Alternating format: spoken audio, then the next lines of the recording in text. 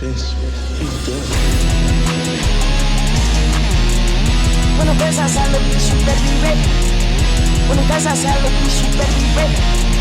When the stars around, look, bitch, you better be ready. I want to take my color, bitch, you know I'm ready. I'm winning right now, look, bitch, you know I'm ready. I play the same color as Grimmy. You come on by my game, it's Hillman. Feel empty, feel empty, feel empty, feel empty, feel empty, feel empty, yeah, feel empty, feel empty, yeah, feel, feel, feel,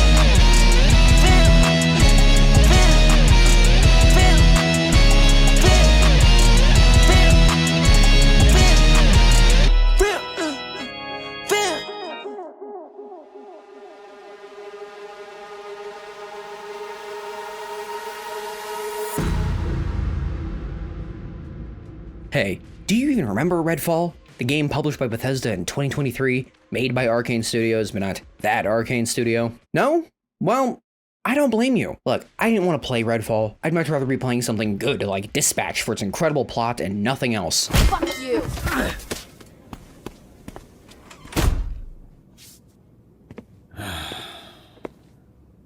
You didn't need to post that. But if I was going to make a video about anything, might as well make it a challenge. We've gotten a lot of AAA disasters in the last few years, and Redfall isn't as bad as every review you read online, but that's the worst part. The game's mediocre, but not truly garbage, so it won't even stick with you after the 20 to 30 hours it takes to complete everything. ZeniMax and Arkane Austin's Redfall was a disaster. Notice how I said ZeniMax and not Bethesda, because ZeniMax are the ones who call the shots. Pre-launch, nobody wanted this, except me, kinda, and maybe like 2 other people.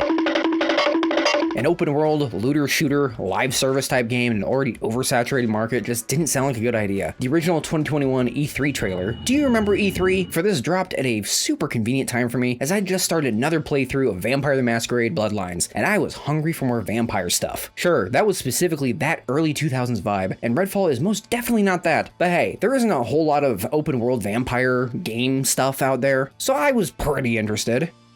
And then I didn't buy it. More trailers and teasers and news and info got released, and I began to see the light. This shit ain't it. I then forgot it even existed, and didn't even know it hit the market when it did actually release. I wasn't surprised when I saw the deeply negative reviews when the game launched. The always online didn't help, but with the 4th major update, Arkane Austin allowed for offline play, one of the smarter moves greenlit by the higher-ups. There's already a few videos on here that have gone over the desperate development that Austin went through, so by this point you either know a lot about Redfall, or it's just a vague memory of a really bad time. The game was released back in 2023 to a cricket or two, and never gained a single clap afterward, in spite of the few updates that did release. Redfall's existence and ultimate failure is thanks to 2017's apparent failure, Prey. Yes, because you, yes you, I am pointing through the screen at you, Todd, didn't buy Prey, an actually good ImSim, we got Redfall. If you're looking for that immersive sim experience, there are tons of classics that are easily available today. And for something new, there's plenty of indie titles consistently dropping every month. It sucks that we won't be getting any more big budget immersive sims, but the world's definitely not going to run out of them anytime soon. As always, I tried my best to find as many sources as I could to paint the whole picture, but I still make mistakes. If I got any information wrong, please let me know in the comments and I will add the corrections to a pinned comment. Alright. Let's talk about Redfall. Back in 2018, Harvey Smith, who had also worked on Dishonored as the co-director alongside Rafael Colantonio,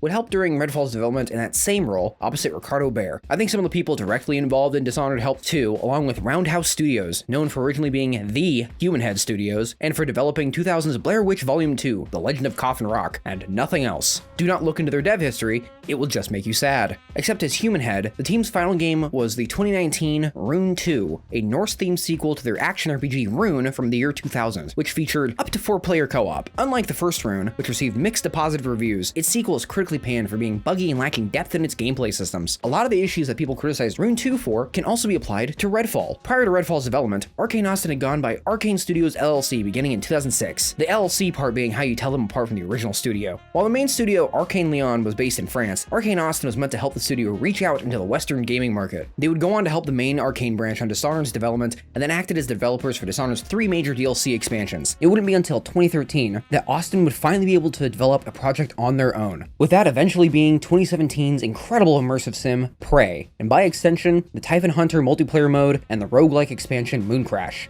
Sadly, Prey would fall short of ZeniMax's sales expectations, and then those games as a service Fortnite $ signs would catch the executives' eyes. Inspired by the likes of Nosferatu, the 30 Days of Night comic miniseries, and its film adaptation, do check out the comic, it's pretty good and only 3 issues long, as well as Salem's Lot and Catherine Bigelow's Near Dark. Near Dark. Development on Redfall would begin in 2018 as a traditional Arkane single-player experience set within the shared universe with Dishonored and Deathloop, except with a multiplayer twist. But there was one glaring issue. Bethesda's parent company, and arguably their slave master, ZeniMax, would suggest their dev studios produce live service titles pronto for a constant revenue stream, and so Redfall's development would shift to meet that goal. During this production period, Austin would struggle to retain staff, often lingering just below 100 employees, with a majority of the new recruits being fans of the studio, expecting to be working on a title more like Arkane's prior output. The size of the team was also very low for a big-budget multiplayer title, which is odd considering that several devs from Dishonored were still at ArkAustin alongside a portion of the original Human Head team still working at Roundhouse Studios, the same people who contributed to the original 2006 Prey and its cancelled sequel Prey 2, which by the way just had some new gameplay leaks, so hopefully a playable build leaks online soon. But what even happened? It's been said that the team was so used to making single-player experiences that the devs and Austin's management had no clue what kind of game they wanted to make, or how. The said management citing the likes of Far Cry or Borderlands for inspiration depending on what mood they were in. With no clear vision on what this vampire hunting co-op game truly needed to be, many developers felt aimless and confused, and they now had to learn to develop a AAA multiplayer title for the first time in a new engine, as Prey had been developed in a modified CryEngine 4. This doesn't seem to be a case where the higher-ups would force the team to switch engines mid-development, as there hasn't been any mention of that happening, so thankfully that cursed situation has been avoided. By 2020, several members of the team would silently hope that the title would be canned, thanks to Microsoft's first-time purchasing of a publisher, that being ZeniMax and its subsidiaries for $7.4 billion, only for the hammer to never drop, as Microsoft's managerial staff preferred a hands-off approach to managing their development studios. This thinking would ultimately be what doomed the open-world looter-shooter before it was even revealed. A lot of Redfall's issues were heightened thanks to no small part to the COVID pandemic. The pandemic limited the team's effectiveness by forcing them to work from home. I'm assuming you've seen the movies, TV, and other big-budget video games that were produced during the COVID pandemic. A lot of them didn't turn out very well, or the production was extremely troubled due to the lockdown. Then on top of that, Texas suffered a huge deep freeze during February of 2021 that resulted in a lot of deaths. This deep freeze also knocked out the power grid for a long time, preventing the team from making progress. Redfall was originally supposed to release sometime in the summer of 2022, with no specific date, but on May 12th of that year, it was announced that the game would be pushed back by nearly a whole year to May 2nd, 2023. This announcement also stated that Bethesda's Starfield would be delayed as well, and in my opinion, that didn't go much better than Redfall. The few multiplayer live service-esque titles released under Bethesda's banner in the last few years have gotten poor reception as well, which may explain the removal of Redfall's microtransaction store, but why not then return the game to single-player too? Redfall was developed on the Unreal Engine instead of Arkane's in-house Void engine, and I didn't even have to look that up or see the intro videos to know that. The game was not optimized very well at launch, a common quirk you'll notice with a lot of games developed in said engine, especially nowadays, no matter what version they use. Thankfully, Redfall was mostly stable when I played it due to the numerous patches before development ceased, except for the stuttering. According to PC Gaming Wiki, there's nothing you can do about that, and I tried several different settings to remedy some of it. Pre-release, several gaming news outlets got their hands on a vertical slice, and their initial impressions were positive. Any criticisms were treated like minor nitpicks, and were assured that they would be fixed before launch. In hindsight, it's bizarre that these were anyone's opinions at the time because previews looked identical to the initial release version. After Redfall was released to the public, Arkane Austin spent nearly all of their effort just updating the game and fixing things, with some updates adding just 2 extra guns you could find. If you actually read through these patch notes, you'll see they're mostly just bug fixes and balancing adjustments. At least the devs were listening to the 12 or so people who were still playing it. I've seen it stated that 70% of Arkane Austin's already small staff would leave by the end of Redfall's development. I've also seen it stated that that percentage is about the end of Prey's development and not Redfall's. Consistently, I've read that Arkane Austin had a very high turnover period, which prevented the studio from retaining and building up veteran staff. On Xbox's next-gen consoles, the game was locked at 30 frames per second, but the PC port wasn't much better, with its issues being deeply embedded in its horrible optimization. Arkane's famed immersive sim elements were absent from a majority of Redfall's gameplay, limiting what players could do when compared to Prey or Dishonored. If you had the displeasure of playing the game on console, you know how awkward the controls felt, with many people saying that aiming felt like being stuck underwater. IGN was mocked for their review gameplay, but all the footage was recorded on the Xbox Series X, and I don't blame them for how that went. So I was supposed to finish this before the end of December, but I just kept finding a ton of shit. As you can guess, Redfall has a lot of cut content. The plans for these 2 DLC characters are mostly unknown, but the most complete one was an archer named Justine Temple, whose ultimate was similar to Jacob's, but instead of a sniper rifle, she would pull out a compound bow that shot flaming arrows. Her extra abilities were to throw gas grenades that dealt damage over time to enemies, and then she would also utilize a grappling hook. The only evidence for any of this being an animation test reel that also featured finished dialogue for her, and some concept art of a couple outfits, one being her default and the other being a D&D inspired costume called the Adventuring Party. Her backstory was that she was the lead park ranger at the Bladewell campgrounds, with her office being an explorable room with unique dialogue from the protagonists. Other files found in the data mine include taunts from the special vampires and a couple lines from the base game heroes. Justine! Steadfast! Justine. Steady. The other DLC character never got a name in the files, but there's some allusion to them being a criminal, with user O'Ghoul pointing out that there's a police station with a bloody crime scene in Burial Point, almost like someone broke out. Apparently there's something written on the wall, but that was later patched out. More digging into the former potential future of Redfall led to the personal webpage for the game's lead-level architect, Michael Hutchison, where he vaguely speaks about a planned 3rd district. I couldn't find anything online about this zone, but my assumption, and also assumed by some Redditors, is that this district was a planned expansion meant to follow up on Elias Kerr's, Bellwether, and whatever this vampire was up to at the end of the final cutscene. Icons were found for several scrap bullet types: blood bullets, tungsten rounds, hollow points, incendiary, explosive rounds, unique ammo for arrows and flamethrower fuel, and also grenades. But those were cut early in development. There were also plans for a couple health boosters you could carry, like different tiers of medical bags, to heal instead of the blood injectors Arkane went with. The games as a service elements would have been the usual paid cosmetics using a premium currency ID'd as red coins in the data mine strings. The only remaining evidence of the deleted microtransaction shop is some outfit concept art of what the store might have contained. These features were removed during the 2021 development cycle, while the concept art of the unfinished DLC outfits can be found on ArtStation, and there is a lot of them. After cutting the cosmetics store, Arkane planned to release what I assume to be paid DLC in the form of a winter outfit bundle, a Halloween bundle, some casual outfits, and a full suite of those D&D inspired adventurer outfits for the crew. Another currency would have been blood crystals, and these would have dropped from vampires to be used to craft those blood bullets or blood lattice armor. PB found evidence for different tiers of armor you could equip for additional defense boosts. Learning this vindicated my belief that the game felt like it was missing a key RPG/looter-shooter mechanic: shields. But both the armor kits and, as you can see for like a single frame in the Welcome to Redfall trailer, another remnant type called Soul Remnants, which seems to be a more developed version of the mementos you could equip before they were replaced entirely by the Blood Remnants. The reason for a lot of these ideas being cut seems to originate from that 2022 to 2023 delay I mentioned earlier. For the difficulties, it seemed that Arkane was planning to expand the options, and going the Diablo route and implementing numbered modes, labeled Blood Eclipse and Blood Apocalypse. Cut activities also being special encounters, missing persons, and doom beacon gigs, and 6 more special vampire types, those being wraiths, backbiters, darts, jailers, risen, and summoners, alongside an elder variant of the Rook mini-boss, which is still present in the game files. There's also this cute, unused animation with Remy's robot at the very beginning of the game, but I don't know if this is actually in the files.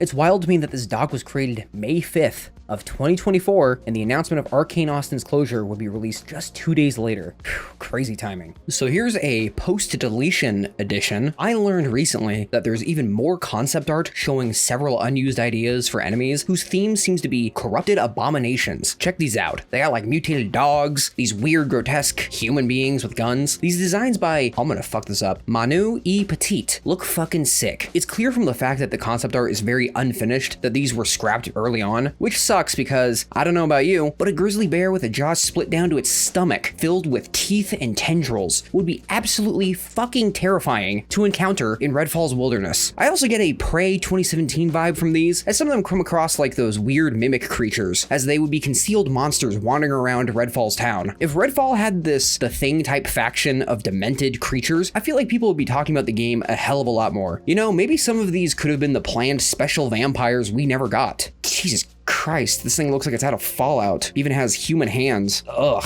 Yeah, wouldn't these be cool? But But no, we need the same 4 vampires copy and pasted everywhere. Also, I somehow didn't find this article when I was doing my initial research back in like December and January, but this guy named Brendan Lowry posted an article to Windows Central that had leaked screenshots from what appears to be a very rough alpha build of Redfall. And guess what? The UI in this alpha build, specifically in the inventory screen, shows mementos and 3 remnant slots, a different kind of medkit, and even an armor slot. All this stuff showed up in a weird anonymous Imgur post, and they seem to be from a private playtest, most likely from within the studio. You can tell from the UI and the fact that like nothing has any real names yet. This is still very early. Very interesting. Well, not really that interesting, but I want you to see the whole picture, and this is a part of it. So, to make the outcome of this messy development clearer for you, I'm going to briefly go over Redfall's update history, because I feel this will paint you a picture of just how bad the game was at launch, and how little the team was able to fix before their closure. Update number 1, aka version 1.1, would be pushed a little over a month after launch, and would add accessibility settings, improved enemy AI,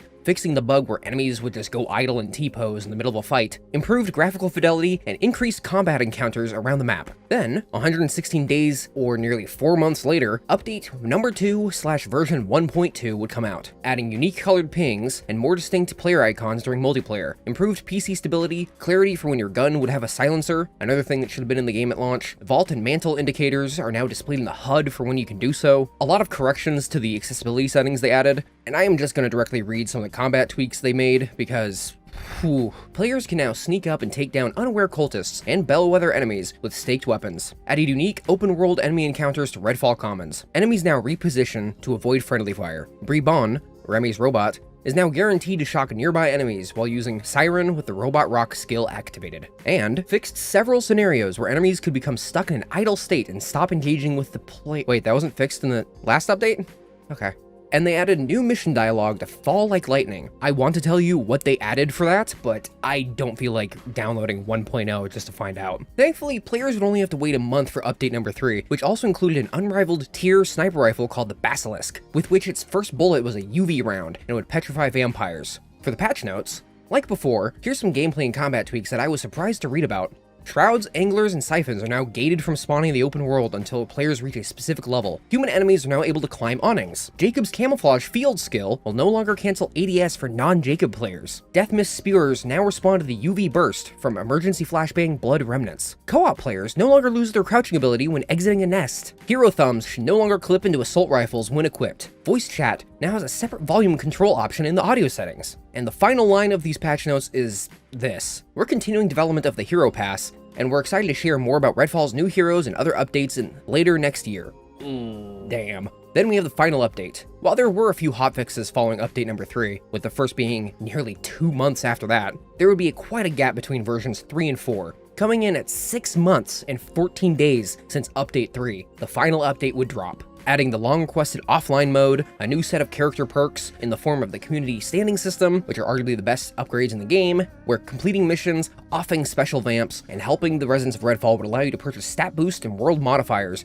using the support currency. Austin also revamped the vampire nest by adding the elder variants with better loot. While the patch notes didn't include all of the changes added in update number 4, Austin would end it with this. This article only covers the largest additions coming to Redfall, but that is not all. New enemy encounters in Redfall Commons, continued AI improvements, story mode difficulty, and a new unrivaled weapon have also been added with this update. There will be no full patch notes for this update. Thank you for understanding. Crazy how this guy predicted Redfall's outcome. If you look at what people thought about Redfall before its release, this is a common sentiment as people don't seem to realize that Arkane isn't one monolithic beast. And if you go back even further to 2018, you'll see that some people had discovered that Bethesda had trademarked Redfall and assumed it was related to the Elder Scrolls Online or a new Elder Scrolls game. Oh, how far off were they? By the way, Bethesda was so confident in Redfall that they released official cosplay guides online. Check these out.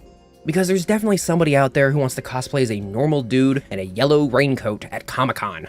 So, big question before continuing on. Do you have friends? And no, this is not an ad for some dumb AI-powered thing for losers. I'm rhetorically asking because there isn't any matchmaking.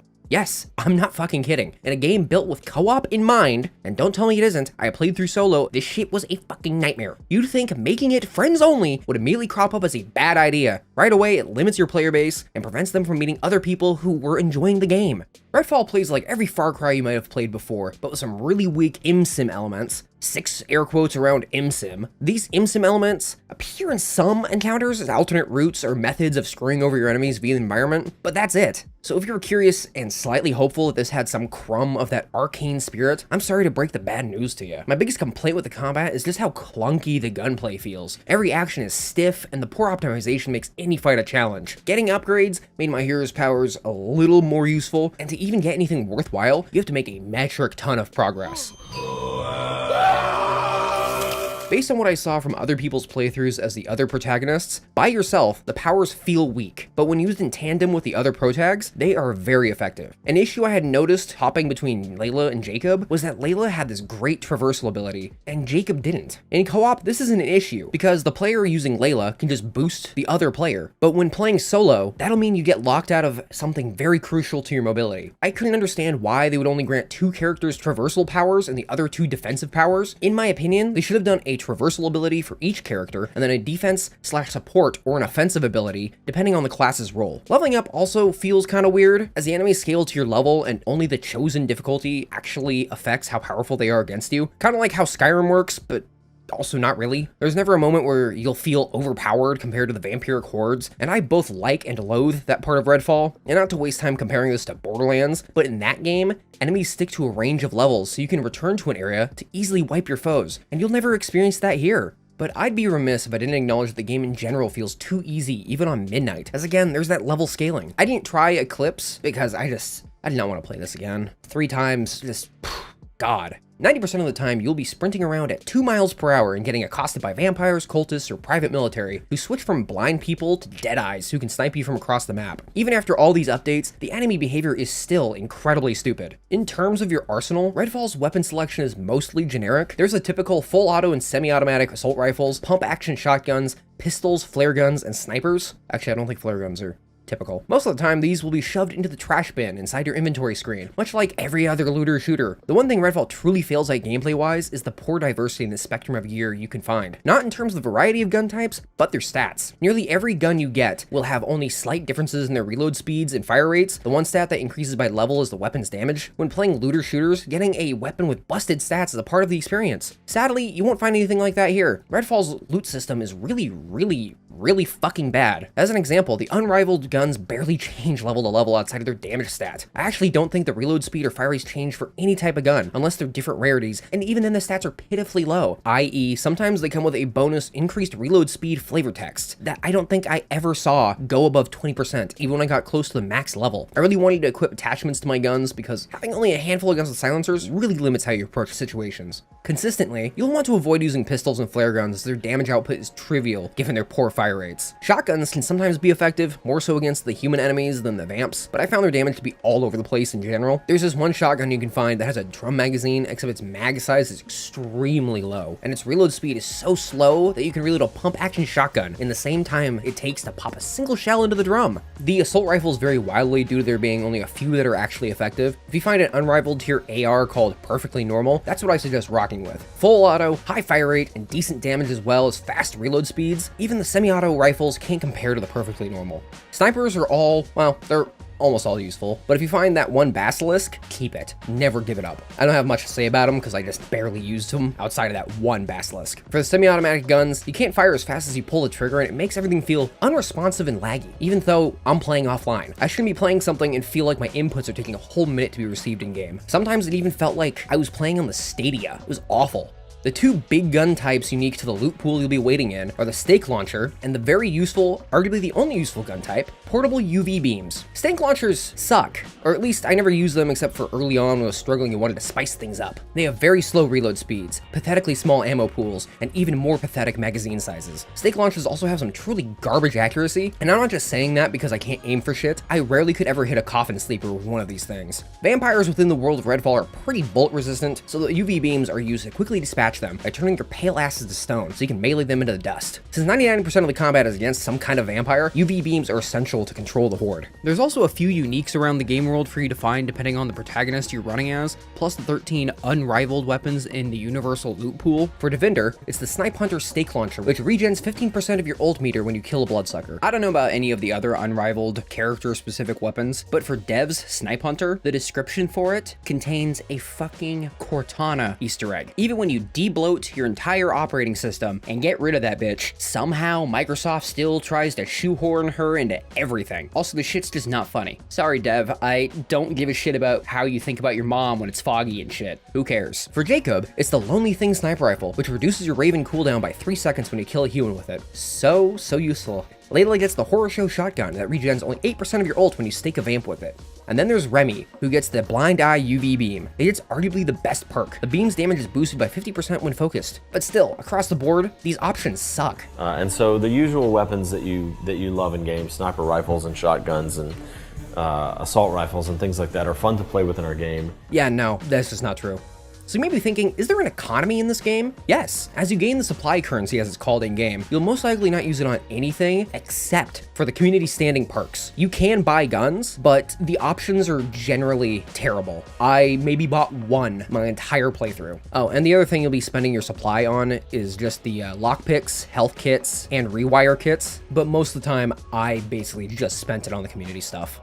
Each cult faction is devoted to their respective vampire god, whether that be the Hollow Man, Miss Whisper, or Bloody Tom. There isn't really a cult devoted to the Black Sun until the very end of the game, and they're basically just copy and pastes of the other factions. Their loadouts always have these death mist grenades, which are annoying, so they at least try to keep you moving during a firefight. And occasionally you might encounter a cultist that is actually possessed by a vampire. When they're glowing blue like this, their health is boosted, but when you kill them, a vampire will spawn. It's kinda cool. It's not something that the game will even tell you about. It's something you just have to experience. It's one of the better moments within Redfall. Sadly, it doesn't matter which faction you go up against, as the cultists all behave the same. There isn't anything unique among the three groups. What a missed opportunity. The vampires themselves come in a few flavors. The standard pale skin vamps, watchers, blood bags, anglers, siphons, shrouds, and rooks. The standard bloodsuckers are what you expect. They can fly, teleport, dash around, and kill you rather fast. I highly recommend using UV beams. Heck, that was my strategy for almost every special vampire fight too. Yeah, that's something that's also been nice about the vampires being the antagonists, is that they're not mindless. They're not just let me run and eat your brain, right? So they're actually thoughtful. They are a bit more of a predator. And also humans are terrifying, right? So the cultists and Bellwether are, they're also more tactical. So yeah, they take cover, they flank you, all those good things. That's funny.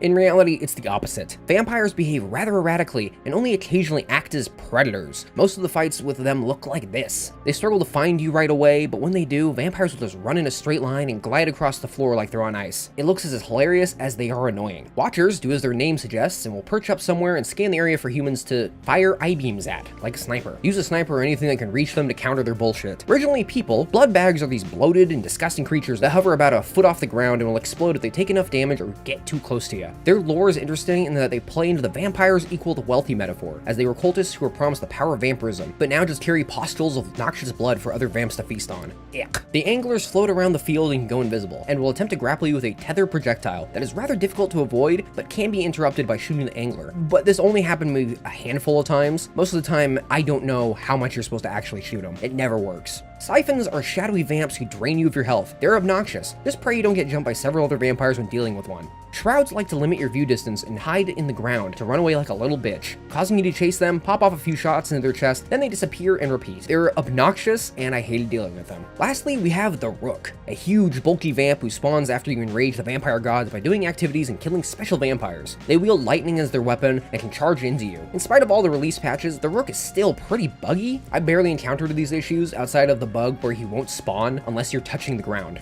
While I was getting into street fights with the pale and annoying, I noticed that there felt like a feature was missing: shields and dodging. I don't think every shooter needs dashing or shields. It's probably some chud watching this thinking verbatim, this guy just wants more dodge slop. But almost consistently, I got hit even though I thought I was far enough away from a vampire's pounce attack to not get hit. There's so many enemy abilities that feel like you should be able to physically evade the attack, with the special angler vamp being the prime example. I can tell just by playing alone that having other people would make the combat feel more fair. So yeah, you may be thinking, those are a lot of enemy types. How does that feel in practice? Not great. You rarely encounter a elites or the specials in the wild unless you do a new game plus and reach those higher levels, or when a campaign mission makes you fight them, resulting in the pre-level 25 combat feeling stale and quickly repetitive, fighting the same enemies over and over again with the same strategies over and over again. The best counter to all of this carnage is the blood remnants. These vials of psychically empowered vampire blood are used to increase your max HP and give you little stat boosts. If you've played Borderlands, they take the place of shields and class mods. It takes a little bit to get one of these, but when you do, the game becomes less frustrating. I suggest finding one that boosts your healing speed, considering it takes a year to shoot up in a fight. There's also several unrivaled tier remnants you can find, with the emergency flashbang being the best as it deploys a petrifying UV burst when your health hits the critical threshold. Another boost to your loadout are the vampire god remnants, which are received upon killing a vampire god, so there's only 4 of them in the game. I'll talk more about their narrative importance and each one's specific abilities later as I acquire them, but as a part of your loadout, they're meant to act as gameplay augments and provide unique enhancements.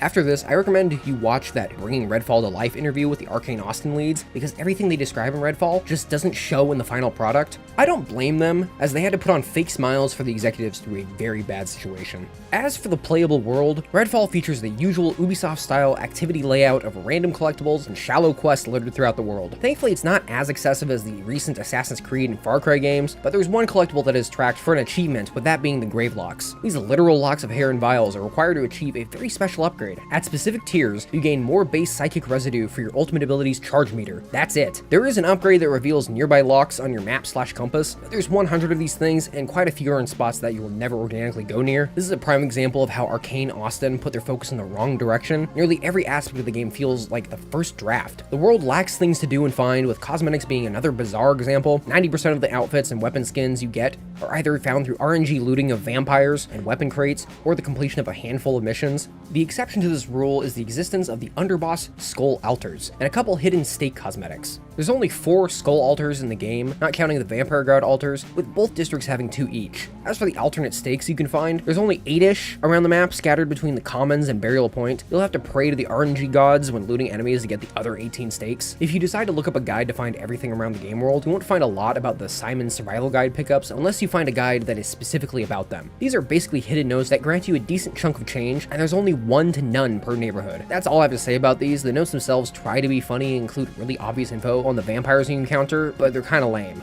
Another element to Redfall's open world gameplay are the neighborhood safe houses, similar to the Far Cry radio towers, but not one-to-one, as these safe houses don't reveal more of the map. They just grant fast travel privileges and access to a couple safe house missions, these being one step below the campaign's side missions. At first, I thought these were mostly optional outside of the one side mission that requires you to activate a safe house, but no, you need to complete more than half of these to progress the campaign from boss to boss. By completing safe house missions, you build progress towards murking the district's vampire underboss. Each underboss is named, but they're all just high-level variants of the special vampires with a unique quirk, like 3 floating shields a la Destiny's elites, buffing their allies with personal shields, or in some cases, doing jack shit.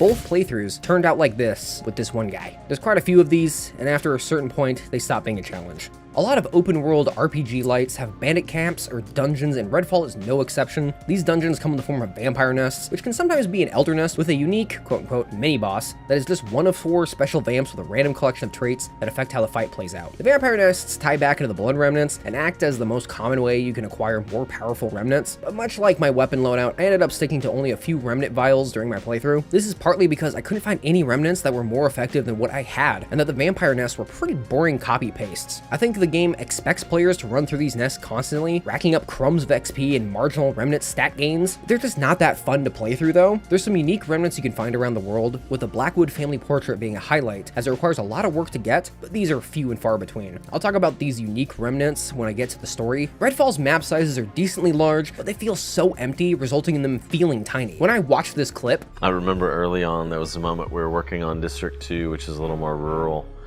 and Jim McGill took Talos at scale and dropped it in the middle of the farm that's there, and the district just eats the whole space station. Of course, it's gigantic. It was just the size of the actual farm area. Yeah. I honestly could not believe that. Prey's map size maybe is the size of just Burial Point's rural territory, but it sure didn't feel like it. Prey's map felt ginormous because of how densely packed everything was. Back to Redfall, the map is filled with empty houses, long vacant sections of terrain, and barely any activities to really grab at the player and stick with them. The rare environmental storytelling pieces are, neat, but a lot of them are just, people used to live here. Look at the massive amount of blood their body left behind. Isn't that spooky? I don't understand why they didn't include more side quests, because the missions that are here are so short and lack any personality. There are a lot of environmental storytelling moments and plenty of places to learn about Redfall's history, but I found it hard to really get invested into any of it. I know that's contradictory to what I'm going to say later about how I loved Redfall's lore, but I like the villain backstories and vaguely cosmic horror aspects of the lore, not the immediate storytelling in front of me. Oh, I almost forgot about this too. If you stare at the eclipse, the black sun will actually say something to you. While every other vampire god is pretty present with their radios or possessed corpses, it's kind of neat that they made the black sun make herself known in this subtle way.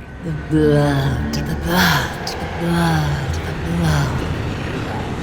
I will go over the music and sound design, but I'm gonna start with the vocal performances since I only have some quick thoughts. I hated the performances, all of them. I don't blame the individual VAs, I blame the abysmal dialogue and poor vocal direction. I spent one playthrough with Layla, voiced by Queen Naveen Crombie, who seems to do a lot of voice work according to IMDb for TV shows stemming back to 2016. Okay, this much is true. 1, my name is Layla Ellison. 2, Redfall is full of blood-sucking monsters. And 3, I have these weird powers. I probably should have started with that last one. Otherwise, there's a lot of things I'm not so sure about. This whole town was fine until like a week ago. I was doing my master's degree. Everything seemed normal, except the missing people. And the weird symbols everywhere. And how no one went out at night anymore. Okay, I should have noticed this sooner. Her performance in Redfall is serviceable, though the actual writing is just obnoxious. There's only a handful of lines for her during combat, with a majority of them being pretty cringe, but they're not as bad as another protagonist we'll get to. I came to Redfall to sell some books, meet some fans. Then, I heard about odd happenings, so I thought I would perhaps look into the local cryptid scene. Instead, I'm running from actual bloody vampires. Elongated maxillary incisors, hemophagic diet, photophobia, the whole deal. Finally found what I've been looking for. Kamal Khan, who's done voice work for Fallout 76 and Thirsty Suitors, while also acting in The Haunting of Bly Manor as older Owen, voices Devinder Dev Crowsley. I felt his performance was the best, with some great delivery that elevated some okay-ish lines. Nope. No rest, no relaxation. I've pulled civilians out of firefights, avalanches, and hurricanes. Thought I knew how to yank people out of all kinds of dangers. But this mess is what my abuelita would have called arroz con culo. I did my best to get some folks evacuated on that ferry. Wasn't expecting an enemy that can block the sun and drain the ocean right out from under us. These freaks are out there chomping on people and drinking blood. I can't even say the word. Not yet. Adriana Isabel voices Remy. Isabel doesn't have very many credits, with a majority of them being full-on acting roles in smaller projects. Her performance is more restrained than the others, but that seems to be due to how Remy is written. At least that was my impression from the trailers. In-game, she is just as bad as the others. Although, much like Khan, Isabel managed to enhance some pretty awfully written dialogue. Dead empty streets, secret fires, things creeping in the windows.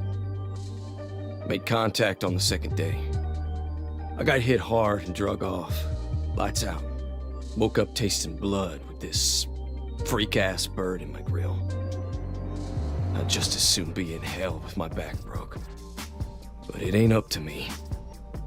I can't go back to Bellwether. No one's coming to help these civilians. A few dozen of us tried getting off the island on that ferry. The damn bloodsuckers killed the sun and pushed back the ocean. Something out of the Bible. Finally, somebody who I was both surprised and not surprised to see in the credits, Yuri Lowenthal. He voices the sniper class Jacob Boyer. I don't believe I need to explain who Mr. Lowenthal is, as the guy can be heard in damn near everything with an impressive 832 acting credits on IMDb. Yuri also voiced a couple side characters too, those being the young Charles Beck. I don't know. He won't die. I won't die either. But we don't have antlers. We won't get stuck. And Bill, just Bill. Real sneaky. Throws a voice and disappears. Look out for her eyes. That'll show you where she is. I actually couldn't tell he was voicing Bill when I heard him in game. Yuri gives what I may consider the worst performance of his career yet by saying all of his lines in this god-awful, muffled, inconsistent accent. And I blame whoever decided to go that direction for Jacob's character on that mediocrity. The amount of times I've heard him say, "This place ain't killed me yet. This place ain't killed me yet. This place ain't killed me yet. This place ain't killed me yet. This place ain't killed me yet." Hey! Made me want to mute the dialogue, but then I wouldn't be able to hear the vampires and cultists, so it was a bit of a trade-off. Jacob's Raven, just called Raven, is voiced by 2 people, Donovan Patton for the dialogue and Darren DePaul for the sound effects. And both do an incredible job of balancing the charm and creepiness needed to sell this character. And yes, I'm calling the fucking bird a character, though if you play the game, you'll notice that the Raven doesn't actually say a whole lot. Usually it'll just say like one line or two when you spawn, or if you're fighting one of the vampire gods. It's kind of a missed opportunity, because again, the only line I ever heard from Jacob was, "This place," over and over and over again. I feel like they should just mix it up by adding in the Raven's lines. I'm baffled by how Yuri Lowenthal can get mogged by 2 dudes in a bird suit, but I swear, Yuri can give a stellar performance. I have heard it. Every day that we stay silent, it makes it easier for them to shoot us in the streets and round us up and genocide entire peoples. We must speak out, and we have to take care of each other. I implore you, if you are an American citizen, call your senators and tell them no more money for ICE. As for the NPC cast, I mean, I didn't have any plans after school, but yeah, this wasn't really something that I was expecting. This steak's free, but you gotta earn the guns out of my stash. Sorry. She's not sorry. I ain't sorry. Anyway, nice to meet you. they're just meh. Again, I credit the bad performances to the actual writing and voice direction, as the script is it's just so bad, man. The audio quality is good for the budget, except for Yuri's dialogue, as it sounds like his voice is ran through a AI filter, and oh god, the shit audio editing. More often than not, you'll hear lines cut together so tightly that it's obvious these aren't organic. The audio notes you can find around are edited very badly in particular. As an example, every line sounds like this. No breathing room between line readings, sometimes having the beginning and ending of words overlap each other, or even some hard cuts after a line. There are also a few moments during the cutscenes where the dialogue would be quiet and then jump up a couple decibels out of nowhere, but I think this might be due to the 3D sound. If you go through the cast, you'll see that 99% of them have been working as voice actors for years. I just can't understand how you spend so much money on this extremely skilled cast only to make them sound so stiff. Now, I'm not going to name the people who wrote Redfall, as that would be cruel, but a majority of the writing team have worked on some pretty big games, including Dishonored, Destiny 2, and PlayStation Spider-Man, with the latter two being in line with that cringe, try too hard to be cool style of Redfall, and it just falls flat every time. You'll discover plenty of dialogue and a few notes that try so hard to come across as cool, but instead sound lame as hell. Layla. Hell yeah, girl. Glad to have you on our side. Wouldn't catch me anywhere else. Good to finally meet you. See ya, Lala. You don't know what he'd do to me. Will he electrocute you in a kiddie pool like I'm about to do? He'll rip you apart the moment he sets eyes on you. He is a god. Oh, sounds scary. Listen, I have all night and a few toys you won't like so much. Trust me, you don't want me to bring in Pinky. He loves this shit more than I do. A lot more. I'll save my criticism towards the narrative writing for the story section, as well as my opinions on the antagonist voice actors as they come up. A little hint about the villains: they give some genuinely great performances.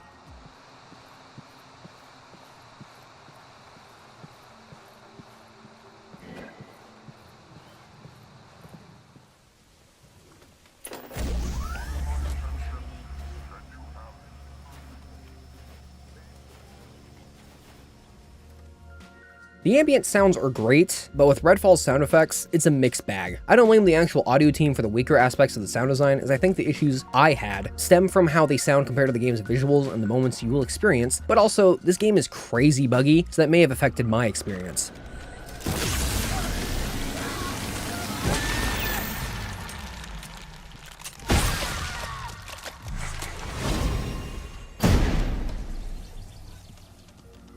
While doing research on Redfall's development, I found that Aaron Brown, Arkane Austin's audio lead on Redfall, had uploaded his own retrospective on the game's sound work to YouTube. And in spite of how you feel about the game, this is one of those behind-the-scenes materials that are so valuable and insightful. I highly recommend watching this for a full breakdown because the actual quality of Redfall's sound design is extremely good. It's just that the game is a broken pile of... yeah.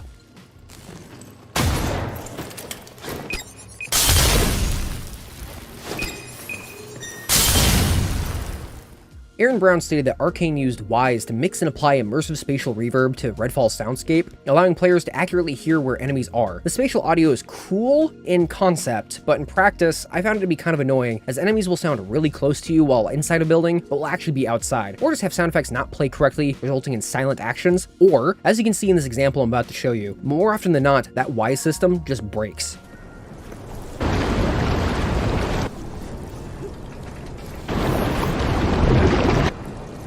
Don't get me wrong, there were a few times where the system functioned correctly, and it did indeed help me in combat, where this approach to immersive sound design seemed to prosper during my playthrough was entirely outdoors. There would be multiple situations outside where that spatial audio allowed me to catch a blood bag while it crept up on me, or notified me of a vamp's presence before they even caught a whiff of me. But also, there were several moments where enemies just didn't make any noise, or they just magically got super loud. Apparently, this is an issue that was known and posted about as early as October 8th of 2023. A lot of love went into this game in every area. Brown's breakdown vid was proof of that. I kinda hope the sound team gets a chance to work on another game because this amount of effort deserves to be highlighted in a better title. This is to say, Arkane, no matter which studio, always excels in the audio quality department, and Redfall is not an exception. Bit of a side note, Brown said that each character has their own skill level with music. Depending on who you play as, will affect the quality of the music produced by various random instruments littered throughout the game world.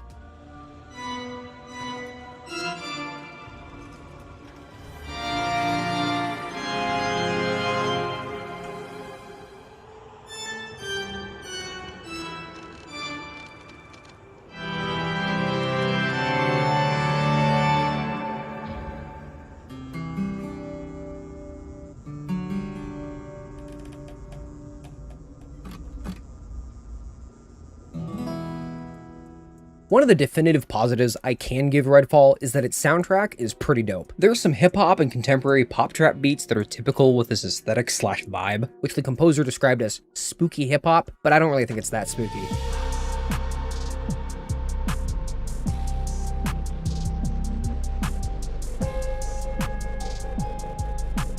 But then there's a couple of eerie cuts that feel slightly out of place, but not in a bad way. There's this one motif you will hear constantly that I find both sick as fuck and annoying, as it will sometimes play when you're not even in combat.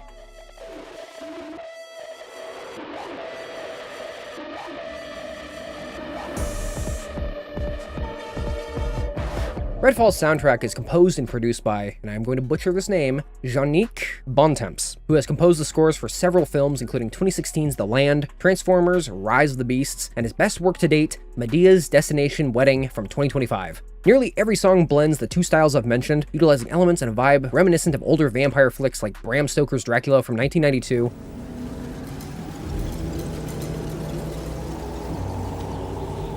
and 1979's Nosferatu the Vampire. I finally reached my destination, the castle of Count Dracula.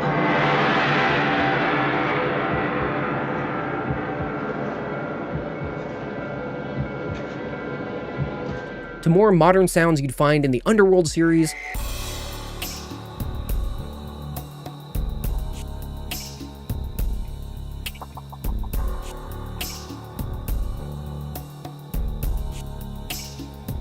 or the Blade trilogy. He makes the weapons. I use them. The exploration suites convey that old-school mood via the use of bells, creepy strings, and these brief, muted piano notes that almost jump scare you.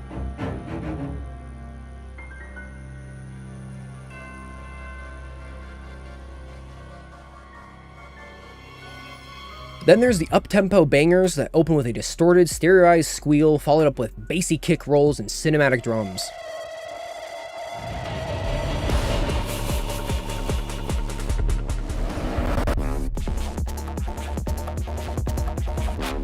High Stakes, the former of what you just heard, is a personal favorite of mine. Bontemps created musical suites for almost everything you can do and every location you visit. He made 3 themes each for running around the map during the day or night,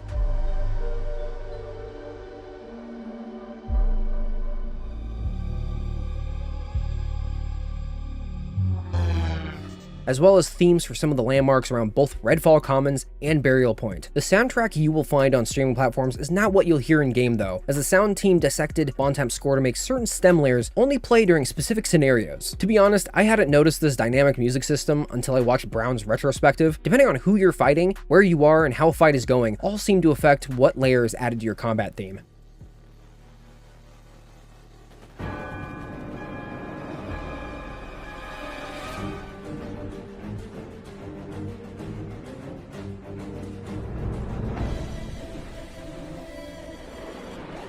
But I think the reason why I didn't notice this dynamic system is because it seems to choose the same layers every single time. I don't know if it's bugged or something, but every fight just sounds the same. But also, I might be stupid.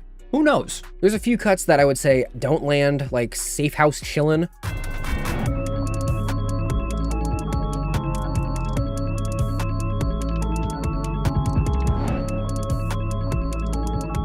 Because you will hear this endlessly looping minute-long track every time you frequent any safe house. And as they are fast travel points, it will be very frequent. Then there's the track Time to Bite Back, which plays during the awkward cutscenes.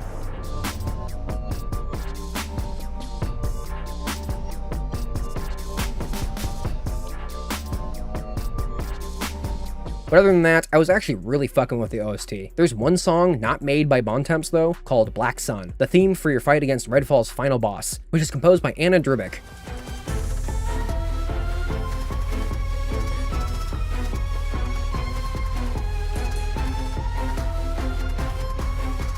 I hate to say it, the song by itself is fine, but as the finale track to this game, it falls short. I would have liked it to be more bombastic and cinematic, but also, the final boss sucks, so I don't know, I guess it's fitting. Visually, Redfall is decent. I'm not the biggest fan of the art direction as it feels like a weird blend of Arkane's previous games and the grotesque style of The Division. Most people like to compare the art style to Fortnite in a derogatory manner, but I don't get that. Redfall comes across more like the midway point between Dishonored and a more realistic but not style like Mirror's Edge.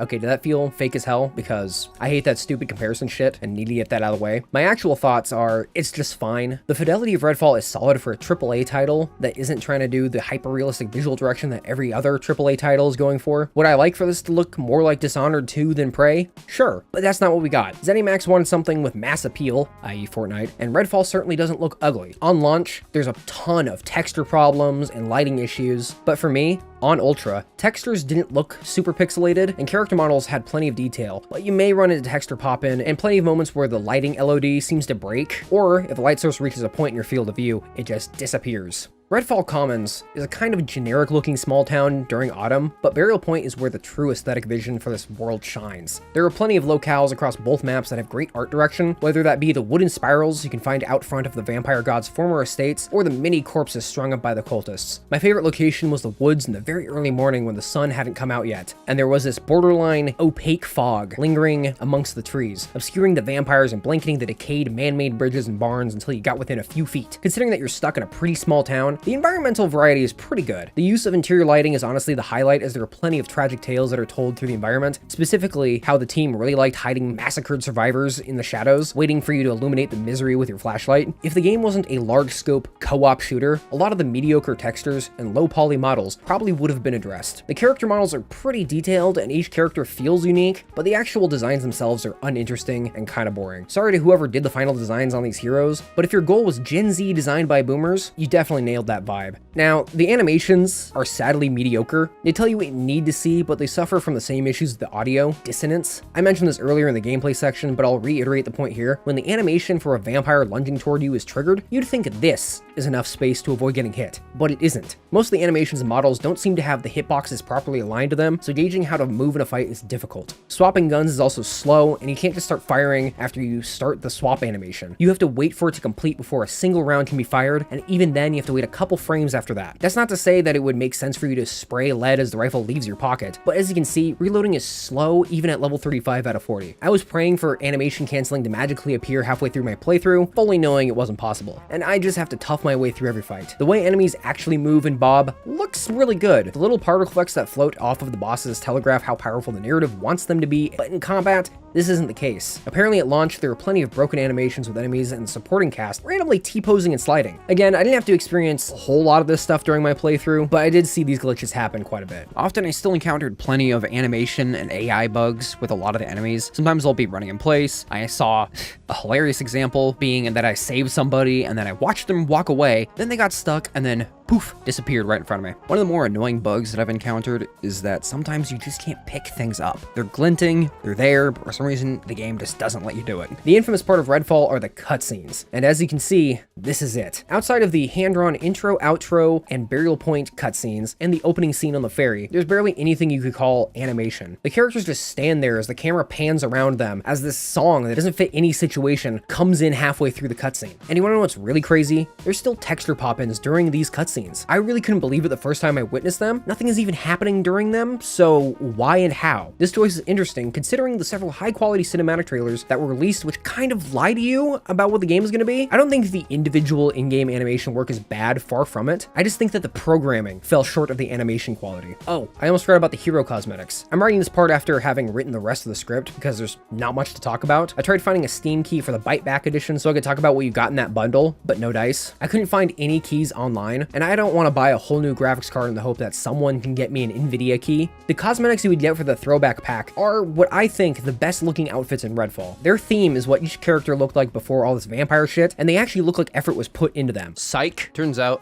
it's very easy to get the Bite Back DLC costumes. You just gotta use Cream Installer. I don't know if I'm even allowed to talk about this, but the thing got delisted, so who really cares? But here's the costumes. They look actually pretty sick. I kind of love these. It sucks that the other costumes I'm gonna talk about, I couldn't find anything online about them or even how to unlock them. I don't know. But here's the costumes for Bite Back. So if you want to access them, I don't know if you need any files or anything, but just in case, I downloaded a cracked copy and took all the pack files and put them into my official copy and then ran Cream Installer. You probably don't have to do that, but if you do want the costumes and all the DLC, you can do that. You also will get the pre-order content if you do that as well. So highly recommend doing that. Obviously, it's not really immoral because one, the studio's gone, and two, it's not available anymore. It's basically lost media. Lost media? Delisted content? Whatever you want to call it. Anyways, back to what I was talking about. Redfall's vanilla cosmetics are mostly recolors of the default outfits or recolors of these low-res furry costumes. They just look like ass. The stakes you can find are okay. Some of them are pretty funny, but I don't know why they didn't make them your melee weapon instead of locking them to only half the guns you could find. I also found this random DLC pack promotion where you can get Jade Maw and Shatterfly shirts for the team if you bought some of that gamer fuel. Bethesda was trying real hard to promote this game, if you couldn't tell. Honestly, none of this even matters anyways, seeing as the game is a first-person shooter and I can't see my clothes outside the character menu. Also, I just want to highlight one of the UI artists and, well, graphic designers who worked on Redfall, Sadie Boyd. They did some incredible work. All of the UI icons that you see in the game were designed by them, and all of the tattoos. Well, specifically the tattoos on Jason, Layla's ex-boyfriend. Now, I don't know if Sadie did all of the graffiti that you see throughout the game, but they definitely did a majority of it. And just these designs are so goddamn good. It's a shame that they're not all over the place, because to be honest, I kind of feel like at this point, the cult would be way more widespread by the time the heroes,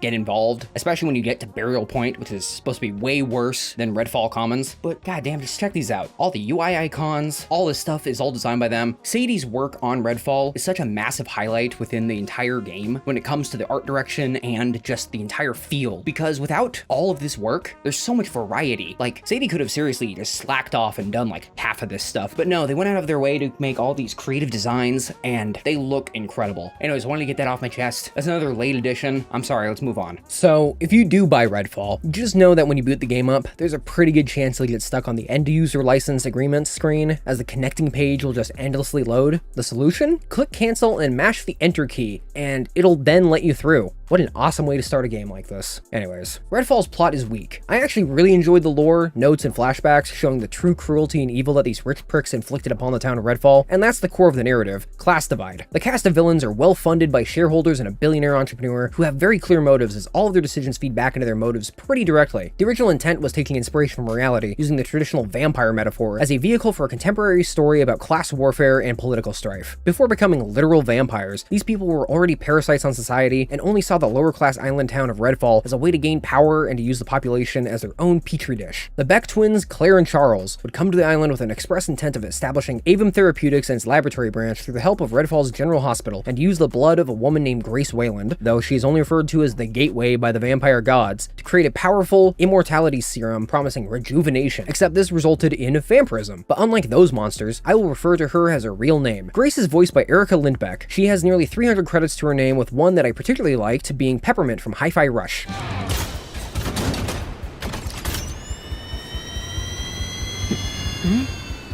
Chai. A little space here?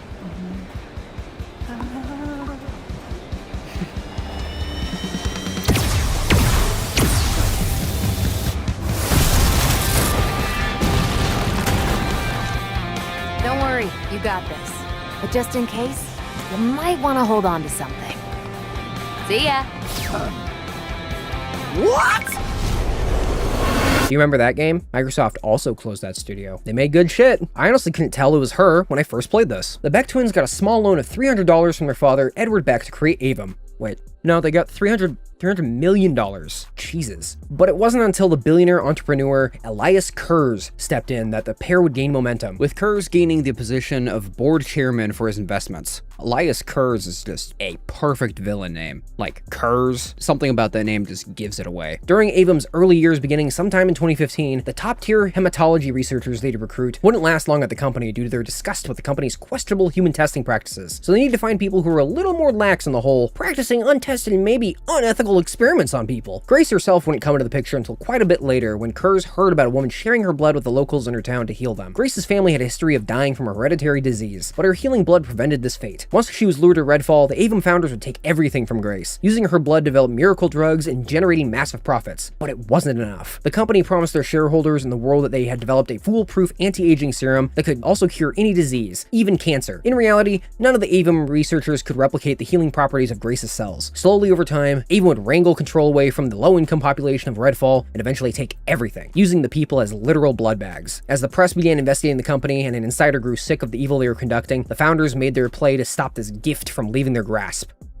Now, all of this is set dressing and has more tension and drama than the main narrative. My biggest complaint is just how straightforward and easy the story is. It's all tell, never show. The campaign completely lacks any tension, the protagonists never lose anything, except for one side character that immediately gets replaced, and there's no rising action. You could argue the rising action is meeting the bosses, and then the falling action is immediately after it, but in my eyes, the plot isn't a bell curve, it's a straight line to the top with 0 low points. None of the characters go through arcs or progress in any way, unlike the stories of the villains. The main cast of heroes all have backstories filled with tragedy and growth, but the villains? They had to lie, scheme, and steal to get power, and that builds real tension. In these lore tidbits, you see them change, not just physically, but their entire personalities become fulfilled through their actions. And when their stories start, they're at their lowest point, and when they meet the twins, then they're finally able to achieve what they've always wanted. There's nothing like that during the campaign. Any walls the Slayers face are just gameplay ones, whether it be the boss battles or the goons you gun down in the street. It's hard to get invested in characters that are as one-dimensional as this.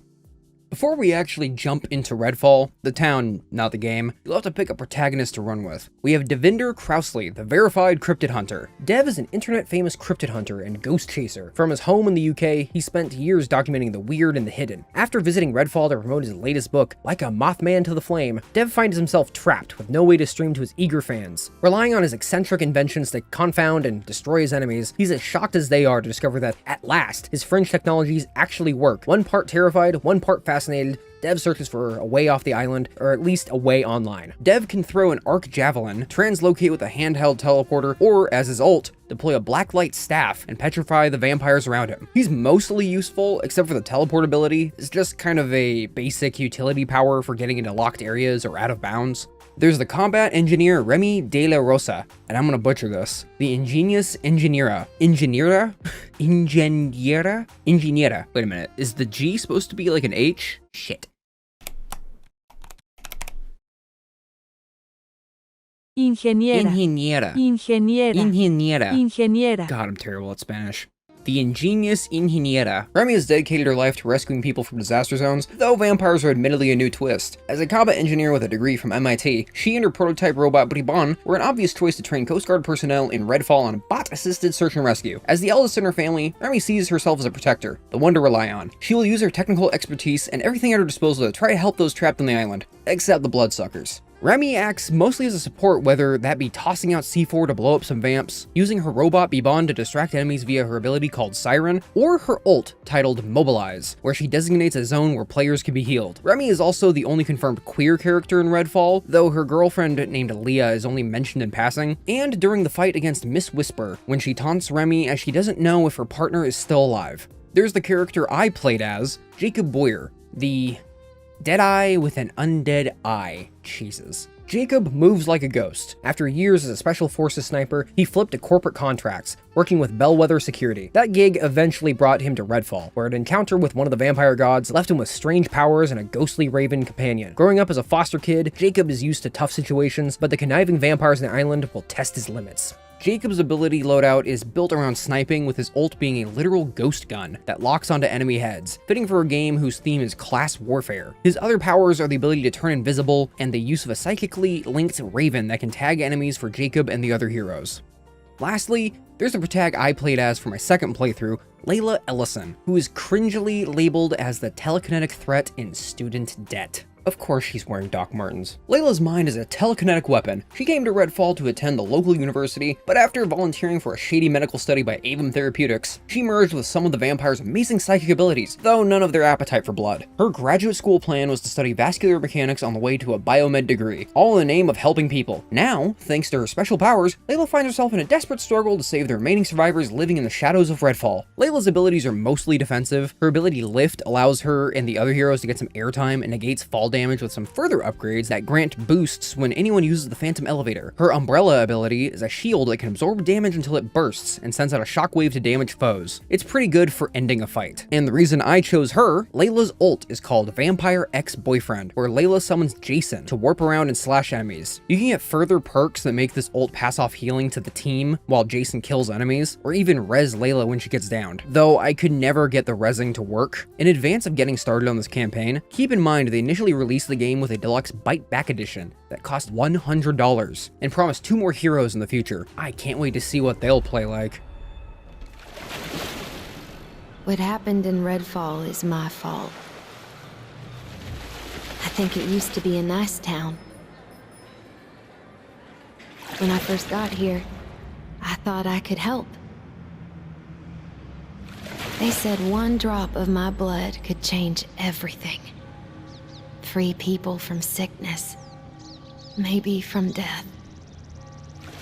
A world where nobody was left out. Cups overflowing, rivers of living water. Now, something evil is swallowing up this place bit by bit. When the people here realized what was going on, it was already too late. Some tried to get away. But the monsters who started all this weren't having it. There's nowhere to go. But there are people who can fight back. I think they can save this place. There's just one thing standing in their way. A whole town full of vampires.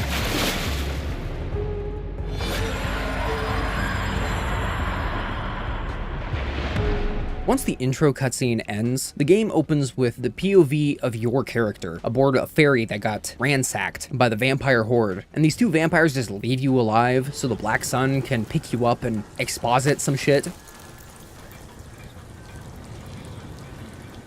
Me want you.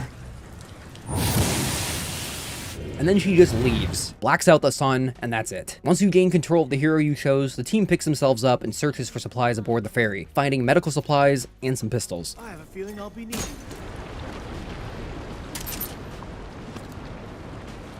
If you come over here, there's a key to the ferry's deck where you can acquire a shotgun. The first mission, Dead in the Water, is a tutorial stage, allowing beginning players to easily understand the game's mechanics. Redfall really wants you to believe that this game will be like Arkane's other titles by presenting a situation and claiming you can approach it in any way. You could sneak by, but where's the fun in that?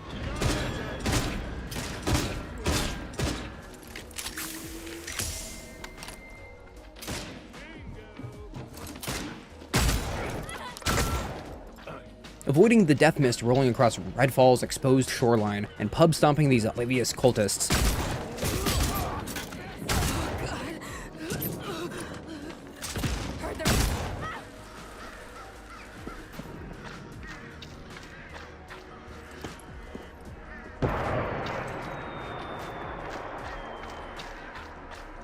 these fresh vampire slayers come upon the Commons fire station, now occupied by cultists holding some civilians hostage. This section is a natural progression of the shoreline, presenting several ways to handle the scenario. You can pick a lock and enter through the back, climb up to the roof and ambush the goons inside, or just rush in and clean house.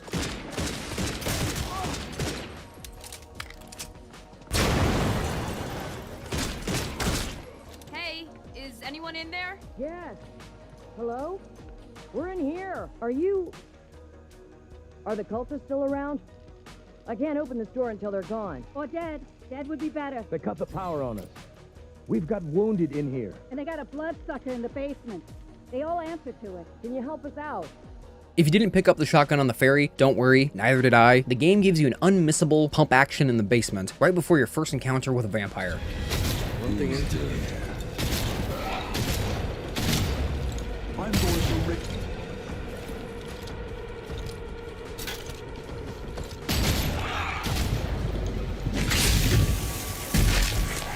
Once you're done freeing the people upstairs, you'll get the mission Settling In, which is literally just go around the station and meet the other survivors. Dr. Hunt? Oh my god, I'm so glad you're okay. Now that you're familiar with Redfall Commons crew, head upstairs to get going on this little insurgency. The first real mission in Redfall, 2 birds, 1 stone, tasks the vampire hunters with navigating Redfall Commons to locate 2 of the Bellwether's downed helicopters. The first helicopter crashed on the island in the middle of the now drained lake. There's a bunch of cultists swarming the location in the hope of swiping the supplies before anyone else, but they didn't expect me to make an appearance.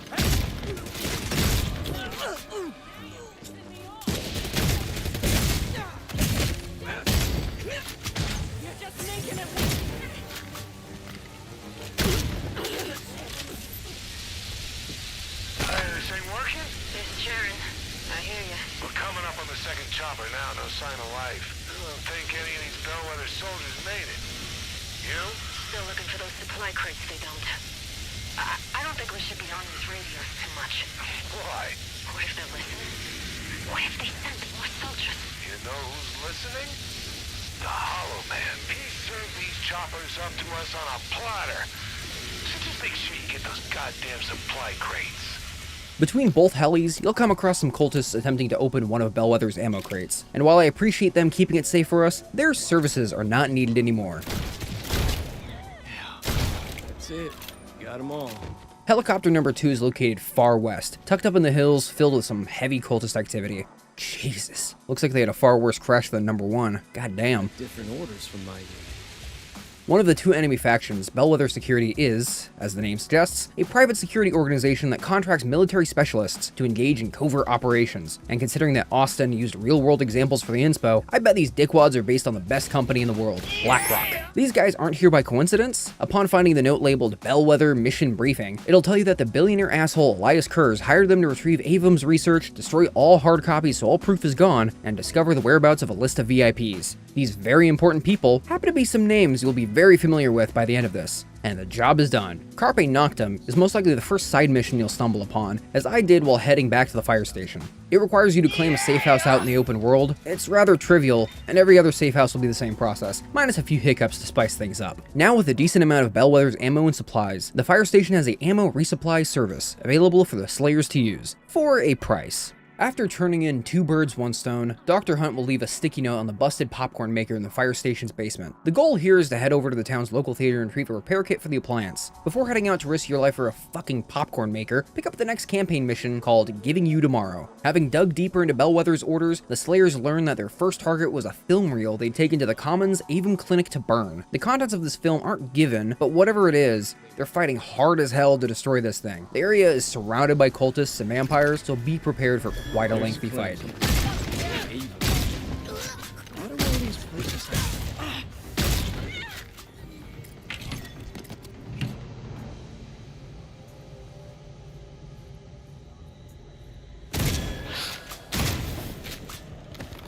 You'll regret it.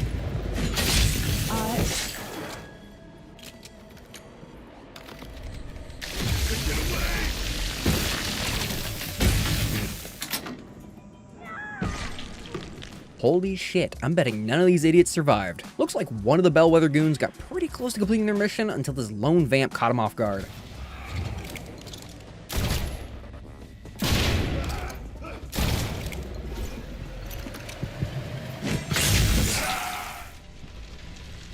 you, brother.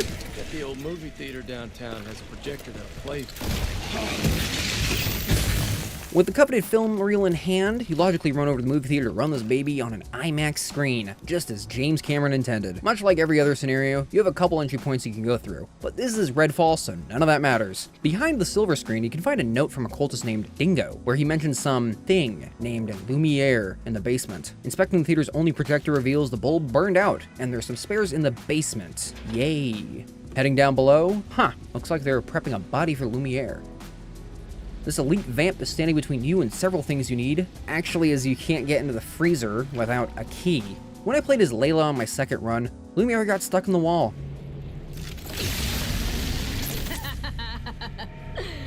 Wow. I love this game. Grabbing the bulbs, running back up, dropping some species traders along the way, we can finally view this oh-so-dirty movie bellwether needed scrubbed off the...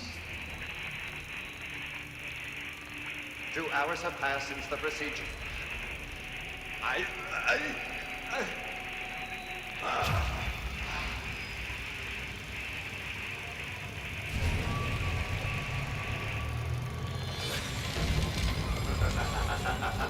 The feeling is indescribable. I have never felt this alive. Our work has been realized. Life itself.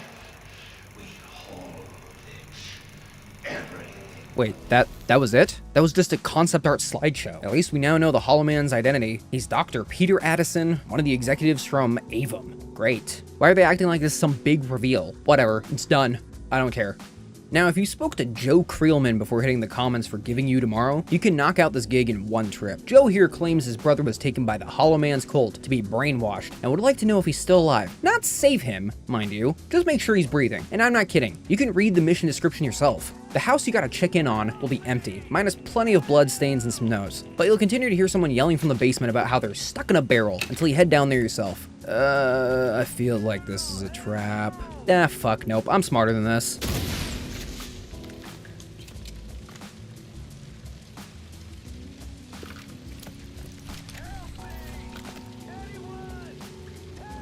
Okay, that didn't work. There we go. You'll get ambushed by Joe's brother's new friends and Tony Creelman himself, but the guy is just another cultist. Gosh, I hope Joe ain't gonna be mad at me for executing his brother. Actually, he doesn't seem to care. No sign of him. I guess we can call it that. A grave situation is another side mission I suggest picking up before heading out, so you can just knock it out in one run. This one is actually split into 3 parts for some reason. Part 1 has Hunt giving you his pop's pocket watch with the task of placing it upon his late mother's gravestone. Not his father's mother's, Hunt's mother's gravestone. He tells us his dad disappeared about a month prior and that maybe the cult got him. Can you put your life on the line to put my pop's currently worthless watch on my mom's grave? Like out in the open so anyone can just nab it and pawn it off for crack? She died from cancer. My backstory is a real tragedy. Can you please? Sure, why not?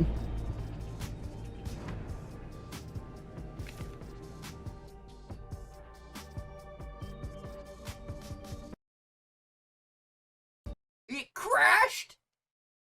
After doing so, you can be an asshole and steal a pocket watch to get some money and an achievement. For part 2, subtitled just Reward, has the vampire hunters retrieving a shotgun that Hunt's father kept inside their home. I left the shotgun my daddy bought when he contemplated killing himself in the back of my old Toyota Camry. It is my gift to you for leaving that pocket watch on my mom's grave. 'Cause you definitely did that, right? Right? The shotgun is pretty far, damn near on the farthest southern edge of the commons, and the gun itself is randomized loot, so it's barely even worth it. Part 3, Find the Dock, opens with Dr. Hunt having second thoughts about leaving his dad's watch at his mom's grave, and decides to slip out the back to retrieve it, not knowing that the vampire hunters already clept it. Returning to the graveyard, we see Hunt is dead, killed by his own father, who is now a vampire. I guess Hunt was right about the cult getting him. Dr. Hunt's dad is an elite vampire, but this isn't much of a challenge. And with that, the brief saga of a grave situation is over. Dr. Hunt is dead. Damn. Whiskey and Cigars is one of the few fetch quests in Redfall, and it is very short. All you have to do is go to the church that Ava was at, find a note, it'll tell you that somebody left whiskey and cigars over at her place. So you go over there, kill a couple vampires, grab them, and then head back. Thank you so much for risking your life during a vampire apocalypse and bringing me this 40 ounce and a pack of Marlboro. Should we gather for whiskey and cigars tonight? Now for something of actual substance. The House of Echoes is when our heroes begin applying real pressure to the vampire forces, and it's the first piece of genuine world building presented to you in the campaign. With the knowledge of the Hollow Man's true identity, it's time to dig deeper and learn his weaknesses. When approaching Addison's mansion, be prepared for a very competent wall of bloodsuckers between you and the estate. There are two paths into the mansion's property, and I chose to creep up the eastern rear path, sniping cultists and watchers along the way. The other route is through the backyard up this slim winding path opening directly into the greenhouse. Honestly, this rear route is probably the better way to go, as there's one of 3 dolls imbued with psychic essence required to progress this mission inside that greenhouse. Once inside the mansion, you'll need to find the other 2 dolls and stake a hell of a lot of vamps, all while the Hollow Man attempts to convince you to join him.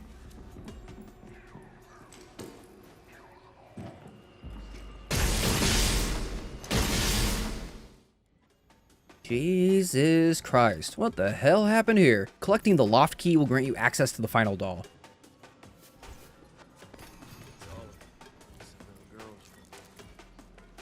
Then after you place the dolls within Amelia's dollhouse, it'll pull you into a psychic pocket dimension that's a recreation of how Addison's mansion looked before his metamorphosis, and also introduce us to the Sin Eaters.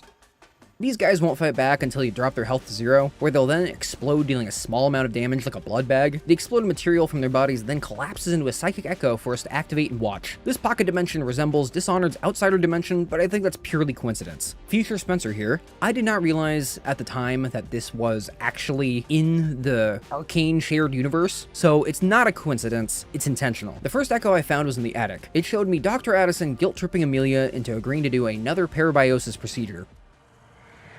Amelia, it's time for the butterfly. No. No, I don't want it. I don't want to do it anymore. You know how important this is. Don't you want to be well? Do you want me to be well? Yes. The second Sin Eater I caught blipping around the kitchen. The sin it consumed shows Addison manipulating his daughter into staying home, lying to her that she can go out tomorrow, only for her to remind him, You said that yesterday. The third Sin Eater can be found in the greenhouse out back, where Addison presented Amelia with a gift for her willingness to share her blood with him. Her favorite species of butterfly, dead, pinned to a box. It's dead. You killed it. Why did you kill it? I don't believe Addison did this to hurt Amelia. I really think he thought she'd like it because he's a narcissist, completely devoid of any empathy, and you will see why I believe that. And for the last one, well, I'll hold off on this one until we get to Addison's backstory. For now, we have the Hollow Man's remnant, a butterfly needle, the very same one used to take Amelia's blood. We can now access the Hollow Man's domain, but we don't know where it is yet. This next campaign mission finds the hunters trekking over to Dead Catch Records, where some cultists are using the radio equipment to broadcast a message of sanctuary for survivors, only to feed them on a silver platter to the vampire overlords. Along the way to the Records headquarters, stop by Heritage Rock Safe House, find a note left by Reverend Ava to get the Taking Back the Airwaves side gig. You will have to detour from crashing the cultist little trap for this side job, and the process of acquiring Bill's survival tips audio tape is a bit challenging, as Bill's a hardcore survivalist, and his crib is booby-trapped top to bottom. There's an achievement for clubbing the tape without tripping any of Bill's traps, and I tell you what, I fucked it, cause I did not know the achievement was for this mission specifically.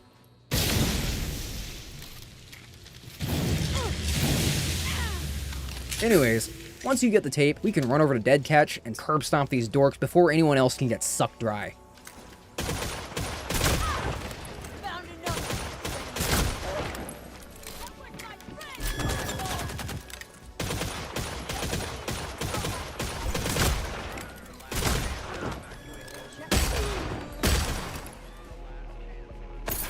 What the hell are they playing up there?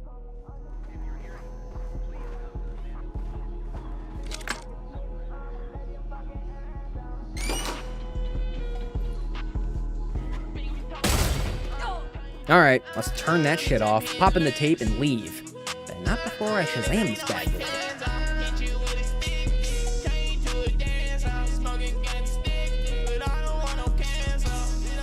The second half of this gig requires you to rescue some hostages unlucky enough to get tricked by that broadcast down at the shipyard. I managed to do it in pure stealth with the non-stealth class and save everybody.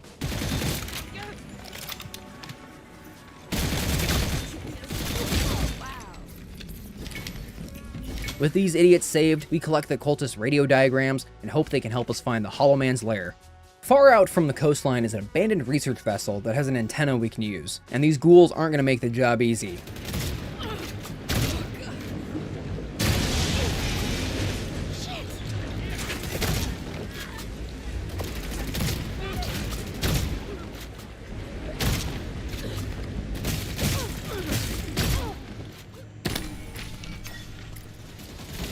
Seems like the ship's captain chose the wrong side. One of the random things I've noticed is that some of the weapon animations while you sprint don't actually have perfect loops. I only could find that the assault rifle animation was broken. Like if you pay attention really closely, you can see that it kind of just jumps. There's a lot of stuff like this, little details that are kind of overlooked. Next stop is the lighthouse, where a decent militia of cultists lie in wait, using the lighthouse's horn to summon a hell of a lot more goons.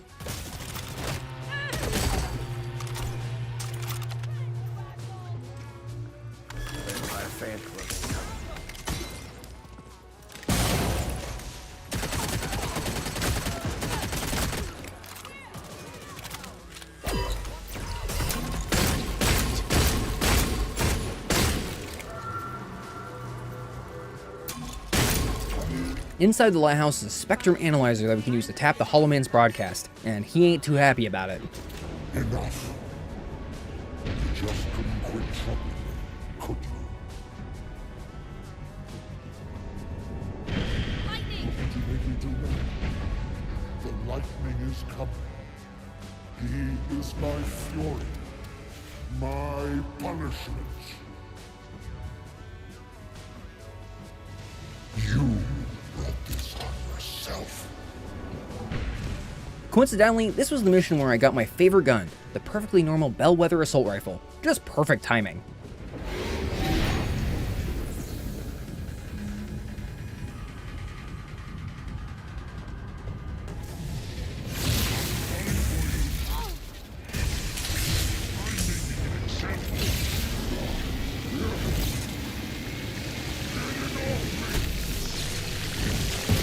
Petty bastard sent a tank to a umbrella fight. And with that, we got the doctor's location. Let's go put him in the dirt.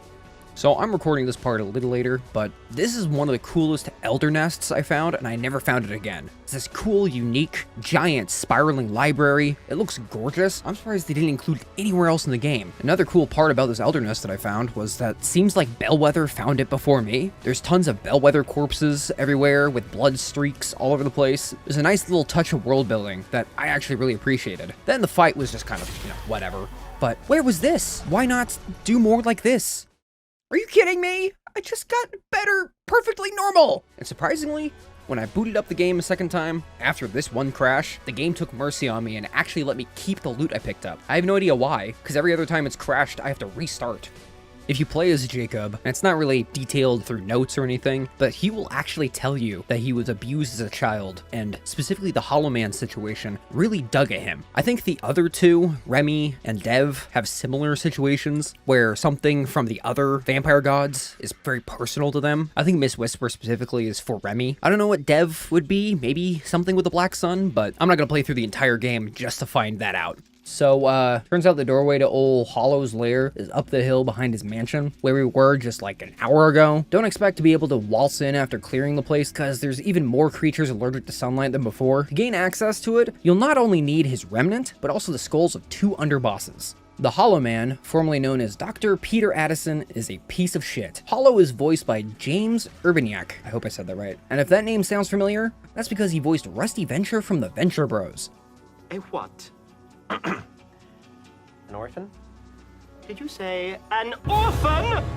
Yeah, a little orphan boy. It's powered by a forsaken child? Might be, kind of. I mean, I didn't use the whole thing. He's done a ton of other voices over the years, and this performance is pretty solid. Prior to meeting the Beck twins, Addison was married to Janine Parsons, who would go on to divorce him sometime in the early 2000s, leaving Peter with full custody of their daughter, Amelia Addison. Peter had developed a neurodegenerative disease shortly afterwards, using his position as a biochem professor at Toland University to inhumanely experiment on students and innocent people. This would go on for maybe a year before the school's administrative staff learned of these parabiotic tests and fire him. Sadly, this did not stop Peter's pursuit of a cure, leading him to experiment on the one person he still had in his life: his own daughter. My best guess, based on in-game notes and psychic echoes, is that between the years of 2004 to 2007, Dr. Addison would draw blood from his daughter, who wasn't even 8 years old when he began his tests on her, then parabiotically injecting her blood into himself to hold back his disease. Each time, Addison would draw more and more using a butterfly needle with a jeweled butterfly attached to it, letting his greed consume him. The practice of drawing so much blood from a child barely hitting 10 years old weighed on the girl, causing Amelia to get tired and weak. He wouldn't let Amelia go outside to see her friends, keeping her locked up in the attic with a dollhouse. The only time she was allowed outside was to visit her father's greenhouse and watch the butterflies, to which Dr. Addison took notice. The man lacked any empathy, just a facade hiding his insecurities, and with this he awarded Amelia for her compliance by pinning her favorite butterfly inside a box, its death terrifying her. Peter Addison didn't understand, and beneath the surface, he did not care. Sometime in 2007, Peter would take Amelia's blood one last time. He lured his daughter into the study,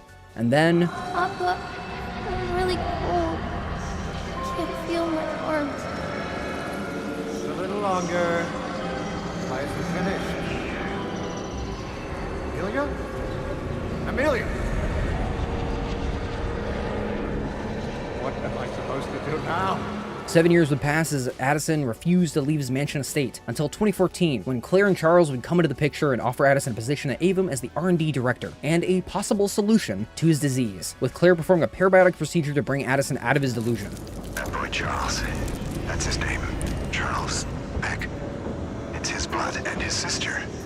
I can't remember. His sister made him do it. I think she's his sister. It's a fog, a terrible fog. I'll leave the big reveal for the very end, as that's when you learn what Claire Beck and those other assholes did to achieve this faux godhood. If you find the audio recording on the Avon Clinic's top floor, you'll hear Addison brag about the Becks, and how he used the incinerator in the basement to dispose of Amelia's remains. The bastard. Claire made this happen. She's the face of Avon. Better her than me, or brother. She'll bring in the funds, and we'll do the work. The clinic is the first step forward for us. The furnace. It's still in the basement. It's been years. Whatever's left of her is gone. The Hollow Man's fight definitely gets a 10 out of 10 for presentation, because this intro not only flows back into his origin, but it also tricks you into thinking this will be a big ol' fight. But you've seen Redfall up until now, so you should know how this will all play out. Is this what you want? Very well. You get a pretty sick character design wasted on this travesty. The Hollow Man has 3 phases, and the difference between them is pretty minor. Phase 1 has him utilizing a beefed up siphon ability that can easily be broken by hiding behind a column. He'll also slash at you and slam the ground if you get too close, and then conjure up some vampiric energy butterflies to swarm the field, but these rarely ever hit me.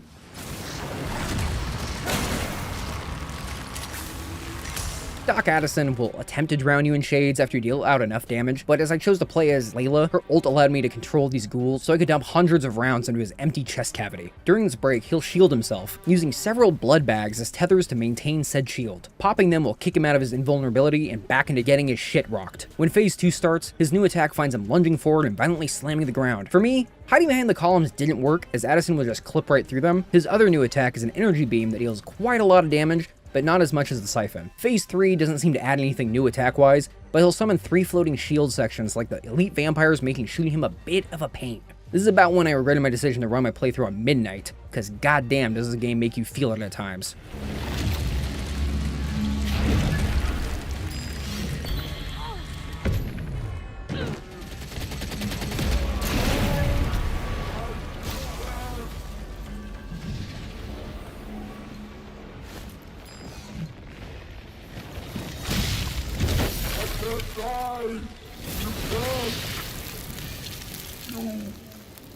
And with this egotistical freak dead, we get an augment in the form of his remnant, which grants you 5% of your ultimate meter after killing a single human being. Kinda fucked up considering this needle killed an 11-year-old girl, but okay. And an admittedly cool weapon skin that's useless, since you can't apply skins to unrivaled guns. Another fascinating decision from Arkane Austin. Also, my game crashed during the loading screen to exit his domain.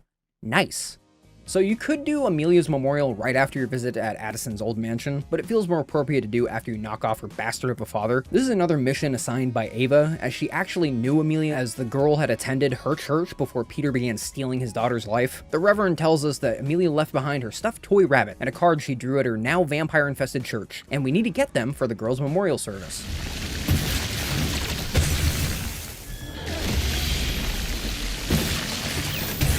The late child's Thanksgiving card is upstairs. We'll also find a note stating that a volunteer moved the kids' toys all the way over to a trailer park.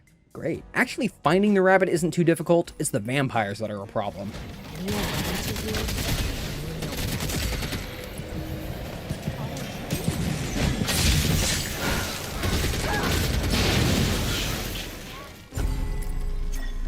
I ain't too good at this. Amelia. What happened wasn't right. And no one was there to say so. I've seen kids go through a lot. I hope they're okay. Too much. I hope they made it out. Things they shouldn't have Hey, had can you to shut do, the fuck up? I'm delivering a eulogy. See, God. or feel. I don't know where you are now, but I hope it's somewhere you feel safe. Safe. And love. And with that, we've put Ava's guilt regarding her failure to notice Amelia dying at ease. Once you get back from killing the Hollow Man, the fire station receives a radio broadcast from Burial Point surviving Coast Guard via Rebecca Mitchell. She lets us know that old BP has a couple more vampire gods for us to put down, and that they have someone who can help Anna with her pregnancy. But things aren't going great for them, and they desperately need aid. Before you go running to this new map, because I just know you're all so eager to check out more Redfall, just know that when you leave Redfall Commons, you're not able to return unless you start a whole new character. God, I hate that. It happened while no one was watching. They got their teeth in slow. No one wanted to look. The vampires moved in without so much as a whisper to warn of them. They took the whole town. And then they turned on each other. When they had everything. They wanted more. I can feel it. Their hate, their greed. All the evil they did.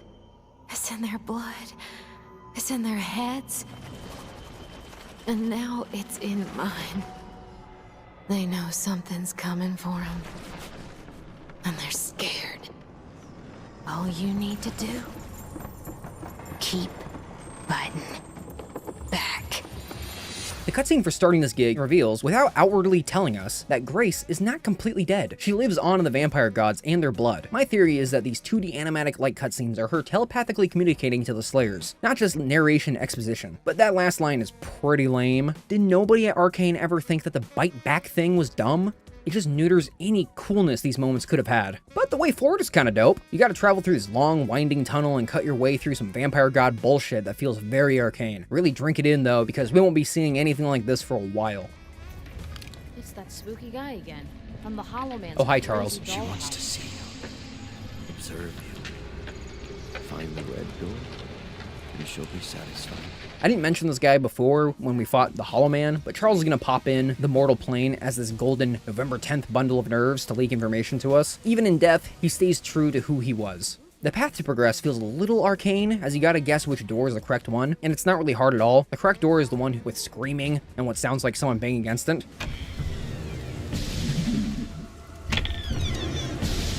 Help me.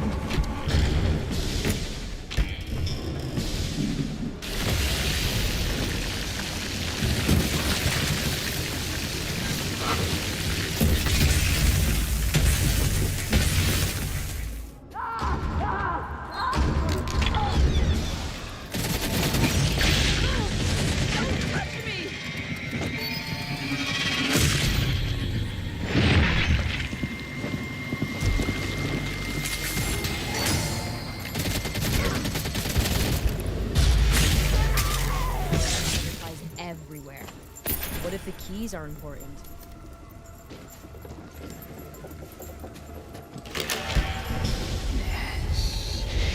I know death. You'll see. Burial Point. I love that they just lean into the whole spooky thing. What spooky thing? None of this is even remotely scary. Burial Point? That's the name they chose. Rather be in hell. Raven. As you walk around Burial Point, you can experience Miss Whisper's pitiful attempts to get in your head, and the same set of foes as the commons. This with the repaint. When I tell you nothing new has been added to the gameplay loop with this new zone, I really mean it. It's purely just a slightly bigger Redfall Commons with a rural area attached. But I will say, there are a lot of cultists fighting. It's great if you need the XP.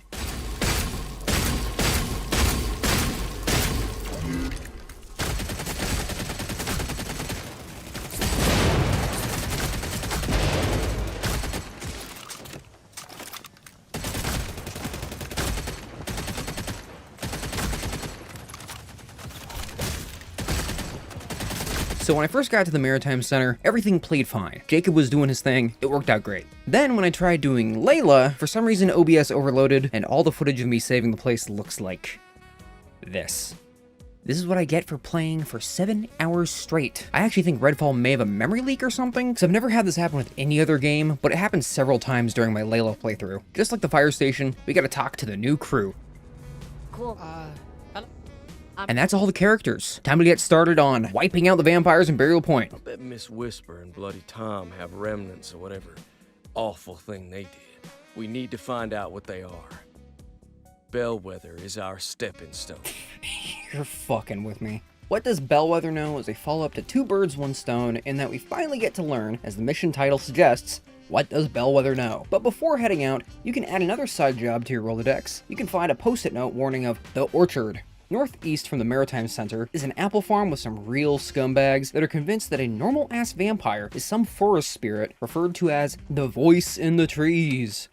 This town really likes their folktales and betraying their neighbors for literally nothing. Both of these missions are within walking distance of each other, so make sure to do both at once. Not that anyone's gonna play Redfall because of this video, and since you can't not walk anywhere, it's all walking distance. The Haunted Orchard is pretty grim. Upstairs where the red candle window is located is the final resting place for the father behind this whole deal. Right when you walk in the door, you'll find his cultist son trying to keep the tradition alive.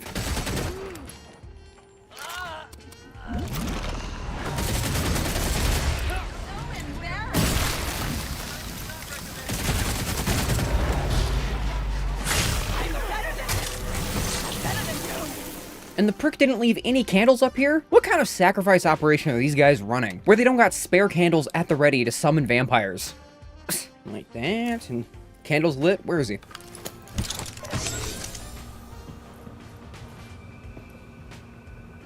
Okay, guess we have to walk all the way over there.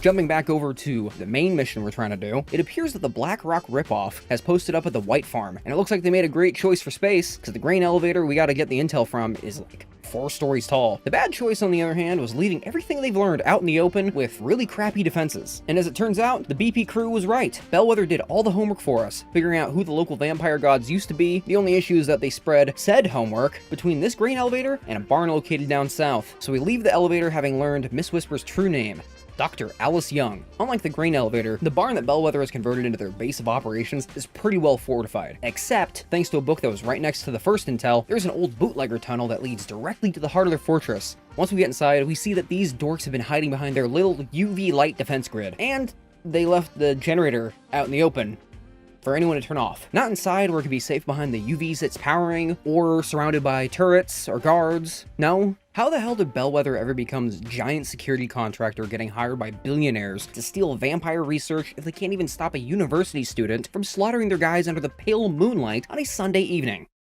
This is Redfall, Spencer. This is Redfall. This doesn't matter. You sound like an insane person. Billionaires stealing vampire research? That's stupid. What's next? Is somebody gonna ask a squad of vampire hunters to retrieve their collection of taxidermied squirrels during a fucking vampire apocalypse? Whatever. It doesn't matter. If you didn't come in through the bootlegger tunnel, you're gonna have to steal Captain Cooper's keys to unlock the door to get in here. Now we have our next target's identity, Bloody Tom.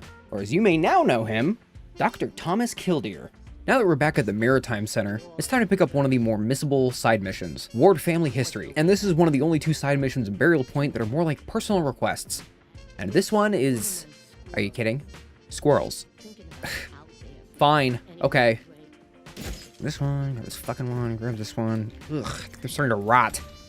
And there you go, Connie. I hope you're happy. Little guy. Oh, thank you so much. I appreciate it. I hope you took what was in storage. And I think your subtitle's wrong. Should get that fixed. The narrative's now pulling the trigger on Chekhov's pregnant woman, with the optional mission keeping hope alive. The Creelmans tried traveling here from the commons only for Joe to succumb to Bloody Tom's influence and attempt to give them Anna and the baby as a sacrifice. Actually, I think it might be just the baby, not Anna. I can't remember. Who cares? Doesn't matter. With Dr. Hunt in the ground, our nurse Lawrence Tran will have to do the delivery himself. Don't forget to bring a rewiring kit, because we will need it. Now, Tran and formerly Mrs. Creelman, are stuck at the Chickering Veterinary Clinic and need backup as some ghouls are clamping down on their position.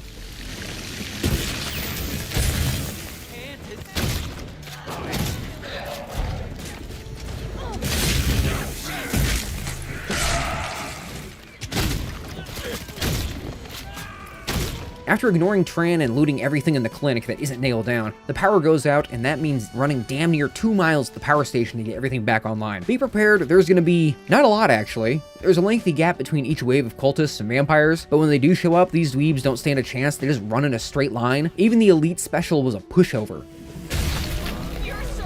And when we get back, Anna's already pushed out the baby. Oh, and the mission is titled what it is because Anna named baby Hope.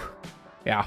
Birdwatcher is our other personal request mission in Burial Point. Nurse Tran left a birdwatching guide with a special note from his late mother written inside. What's with all these doctors we're meeting having family trauma? He left it in a small, mini library house in Brighton Bay. This was not meaningless, as his intentions were very good. He left it hoping more people would get to enjoy something his mother loved so dearly. But when we get to this mini library house, some dickhead cultist has already taken the guide and did so with some truly evil intentions, using the guidebook to more efficiently hunt the aviary population. In a fucked up twist, Tran's hope of inspiring people ended up in the hands of a real psycho. But lucky for us, his gross apartment is very close by. And he left a note literally telling us where he was gonna be. Huh. Well, looks like he fell off and died on impact. Good riddance. Stupid. And after returning the guidebook, you can read the note Tran's mother had written, and I won't lie, it actually got me pretty good.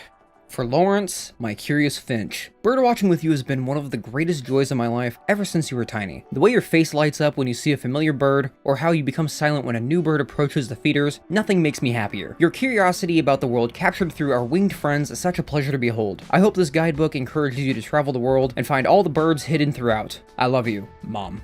Sliding back over to the main missions, we've got One of Us. I was going to talk over this cutscene, but just letting it run raw drives home how awkward the audio editing and actors' deliveries really are. Thomas Killdeer. Really? Killdeer? Ugh. He was a neuroscientist, but Bellwether thought he was, crunchy. Crystals, magic mushrooms, that kind of shit. Avum had him figuring out those weird-ass little psychic spaces, like nests and where the Hollow Man was, and where Bloody Tom is right now. Addison had that butterfly. Killdeer? We don't know. But all his stupid cultists are at the Bladewell campgrounds. They have to have his remnant. We were going to just, crash the place. But then Bloody Tom sent a messenger to our front door. Ugh. Now with a very blunt invite, take the opportunity to infiltrate Bloody Tom's cult base and cripple their operation. The cult completely took over the Bladewell campgrounds up north and have made it their own fortress. Do anything? Bro, the walking animation, no way. We're gonna see some really weird animations in a minute. In this section, we're allowed to just walk around and do whatever unimpeded, but we have to go talk to the boss lady, Erica Castell. She's the leader of this outpost, and she needs us to do something before Bloody Tom will welcome us into the fold. Not that I'd want to. I'm gonna act like I didn't see that shotgun appear and then vanish. There's a couple ways we can go about doing all of this. You can either open fire and start blasting right out the gate, go through the whole blood ritual to the very end, or the one I chose, taint the blood bag supply with gasoline and feed it to the shroud to avoid a fight altogether. Sorry, Erica. I don't play nice with psychopaths. Time to see what Bloody Tom is guilty of. But first I gotta save some people who are probably just gonna get eaten on the way to the Maritime Center. Bloody Tom's psychic space is definitely bloody. There's just blood everywhere. Gutted cows, rusted up trucks from the 50s, the works. His realm is an amalgamation of his family home and the streets he grew up on, and there's a lot of graveyards. I'm pretty sure this is just from the vampire nests, right? The first psychic echo I saw was Dr. Young visiting Thomas after he missed a few meetings at Avon, opting to instead get high at home. Yeah, I understand. I'd rather do that than sit with a room full of suits. Their barely a conversation is interrupted when Thomas's father rings his bell for him. Chronologically next, the second can be found up in the attic with Tom's remnant, an echo of his father's final moments with his son, where Thomas takes his father's bell. Thomas! Thomas! Tommy! Please! The third was outside, the echo taking place not long after Father Kildear's passing. Connie, of all people, approaches Thomas, giving her condolences for the old man's death, only for Thomas to brush it off. Now let's leave this evil-ass place. Oh, I don't think Tom's happy about our trip to his little special place, because he sent one of these dorks to try to slow us down.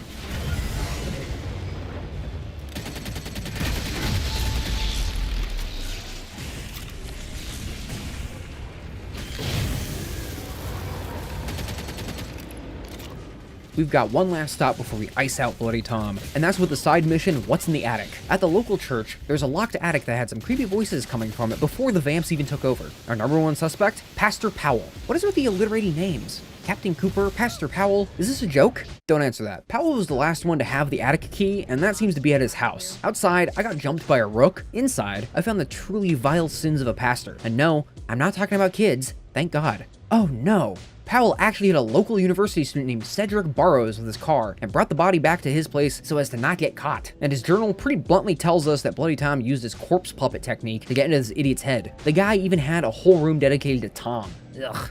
And that's where we're gonna find our key. Inside the attic is a lot of bells painted in blood and a deranged Pastor Powell praying to the patron saint Bloody Tom. The set piece looks kinda cool, and you can find the pastor's sermon notes where he renounces God and accepts Tom as a savior. Wild stuff.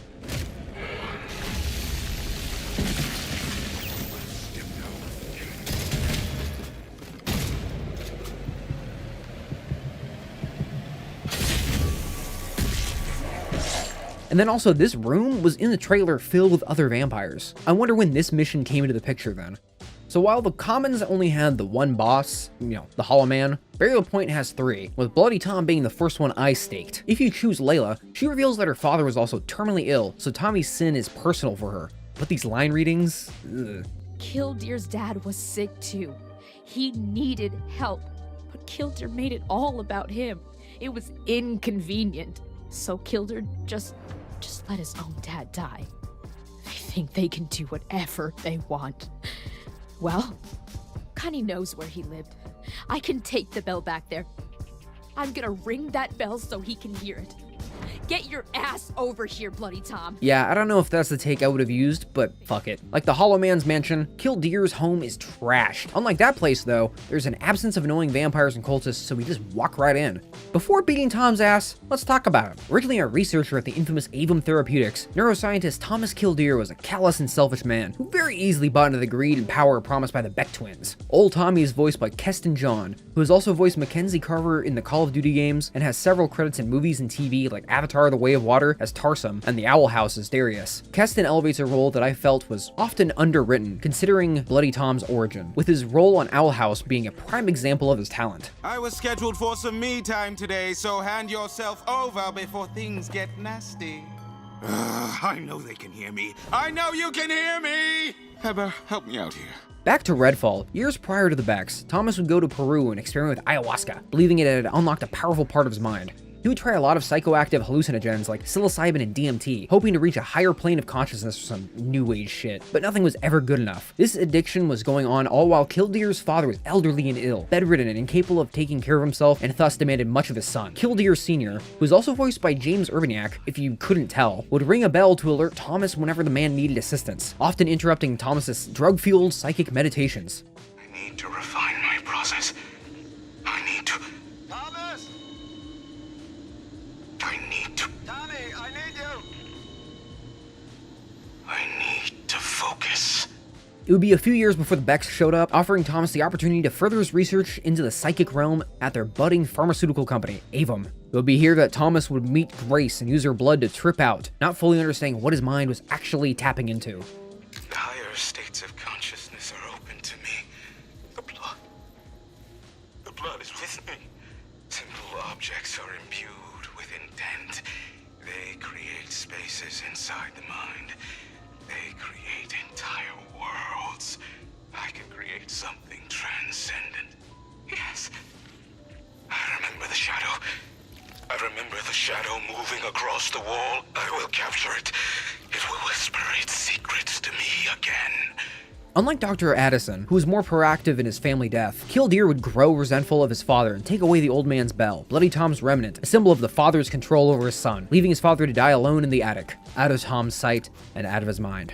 The environments leading up to this boss fight are kinda lacking. It's like ArkAustin just gave up after the Hollow Man, but the blandness reflects the fight ahead. I'm not gonna sugarcoat it, Bloody Tom's boss fight is garbage. It's not frustrating, it is just boring, which is a positive after everything we've witnessed up until this point. Thankfully, you don't have to deal with the shades rushing you, but he's the largest health bar of the 4 bosses to make up for it. His fight is rather simple then, as one phase finds you dumping hundreds of rounds at him as he lobs blood at you, leaving a dense death mist in their wake, so you gotta shoot him as he pulls them up to deal some extra damage.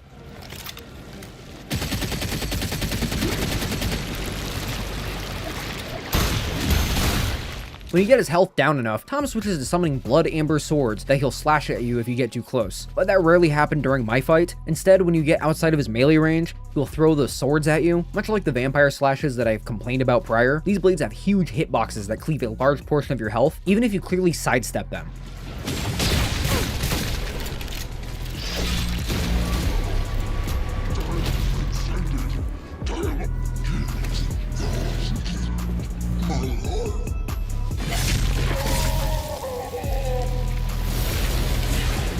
Another scumbag down. Tom's Remnant is a step up from Addison's in that it's more universally useful, granting you a 30% damage boost for 20 seconds when your health hits critical. This is the one I stuck with for the rest of my playthrough. Before we fully move on from Bloody Tom, I'm recording this section after I've already recorded everything else. My biggest complaint, and something that I just realized, was every other boss, as you will see with the other two, their backstories heavily affect how their fights go, the methods they use to attack you, things like that. But with Bloody Tom, his whole backstory is about tripping out, doing drugs, being distracted by his father's bell, yet none of that comes into play during the fight. He doesn't make us hallucinate or try to trick us or anything like that. There's a giant bell in the middle of his arena, and yet shooting it does nothing. There's a lot of mechanics they just didn't think of, and almost makes me wonder why did they even bother with this character. His backstory is decently strong, though I will say that's very subjective because there's some issues with it. I just wish there was more. But all of the bosses are kind of like that, where they're missing something mechanically from the fight that thematically ties back into their origin. I guess it's just going to be one of Redfall's many missed opportunities.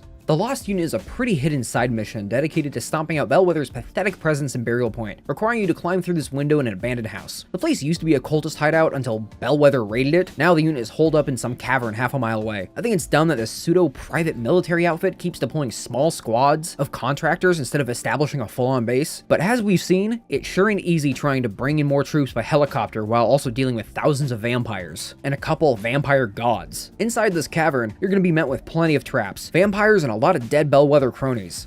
From the looks of it, this is the most progress they made fortifying a single location before getting wiped. Navigating these caverns is interesting, requiring you to clamber around the cave walls in pursuit of the now deceased squad supply crates. Finding their logbook reveals that their plan was to attack the Bladewell campgrounds only for the nutcases, as they called them, to attack back and overwhelm the whole outfit. What a not tragic fate, actually. Fuck 'em. So it was around this point that I'd been playing Redfall continuously since What Does Bellwether Know, creeping up on 6 hours when the game began to come undone. The stuttering got worse, with each burst consuming more and more frames each time, and then this happened.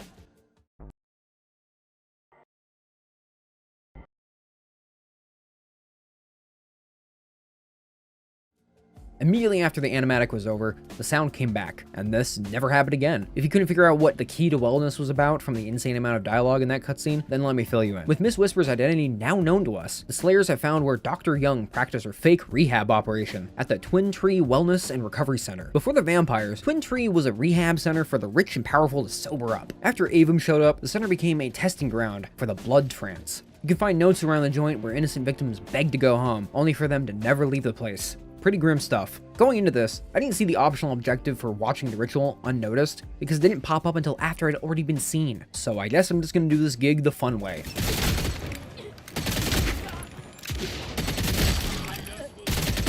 The real task here is to Kirk 3 vamps channeling their energy to create a barrier around Miss Whisper's psychic space doorway. That way we can actually get inside. On top of the 2 missions we already have, there's a third that involves a rehab center given to us by Tran called Dr. Young's Projects. Let's rewind a bit. Nurse Tran used to work alongside Alice Young at Twin Tree, witnessing firsthand the cruelty Young was cooking, and wised up, leaving the place in his rear view. Now, the guilt of just leaving and not stopping Dr. Young when he had the chance has hit him hard, and now he wants us to help tie up some loose threads. In Dr. Young's old office is a safe containing documents on 3 patients, and Tran needs us to make sure they're okay. And knowing Redfall, that is some wishful thinking. Let's snap back to the current time. Burial Point is down several vampires and cultists, and we have those documents. Time to cancel his rehab session and find that remnant. Oh, great. Bellwether's arrived. Give me 1 second.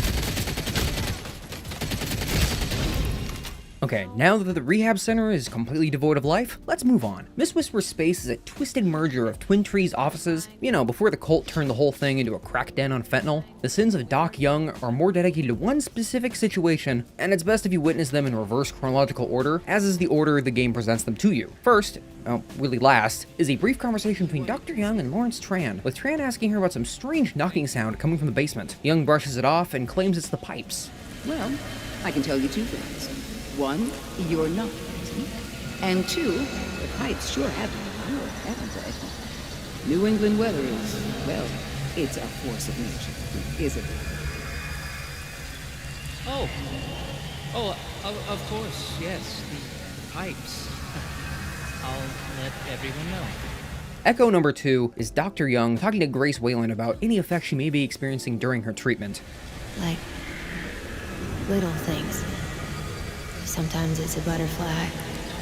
Sometimes it's a face. There's sounds too. Tell me more. What kind of sound? Your voice. I keep hearing your voice. Isn't that weird?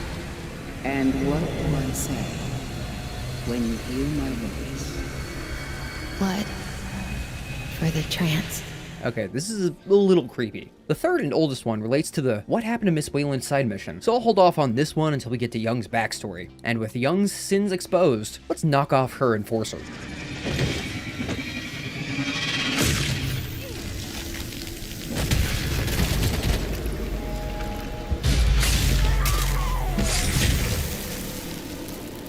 Whisper's remnant is the key she used to, well, you'll see. One of the things I didn't notice until way too late was that all the vampires' designs are actually deliberate. All their lines, all the dialogue, it all feeds back into that kind of way too damn rich, spending your money on designer bullshit. All the vampires come from Miss Whisper, well actually Dr. Young's rehab clinic. That's why they all look like they're wearing that high fashion runway kind of look, and they all say these like, oh my god kind of lines. Can we act like I didn't say that? Now it's time to continue with Dr. Young's projects. Patient numero uno is...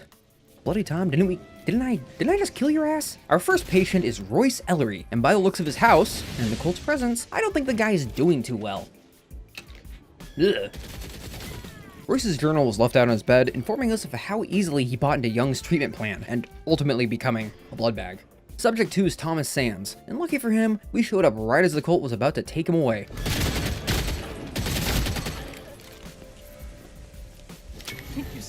As for number 3, Matthias Bollinger wouldn't be so lucky. Bollinger saw through Young's game, leaving only a note behind. Fucking hell, man.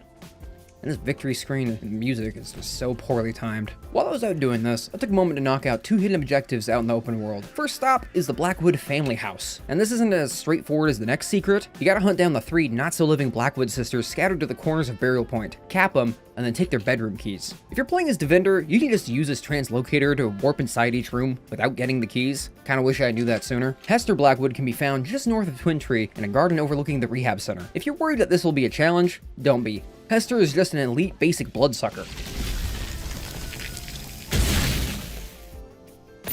Catherine Blackwood is hiding out in a cavern along the cliffside of the Bladewell campgrounds. You'll know you found the entrance to this Shroud's Den when you see these unlucky bastards littered out front.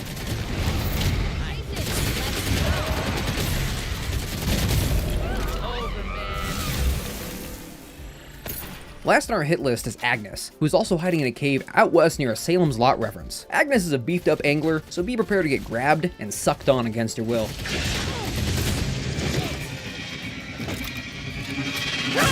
I didn't want to be late.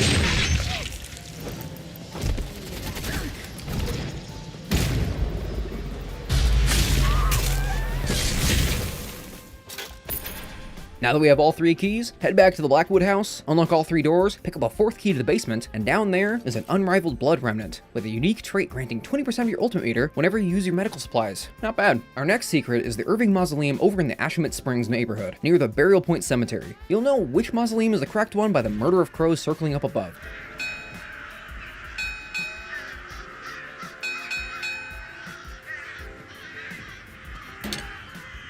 Down below are plenty of blood bags and an elite siphon named the Burrower.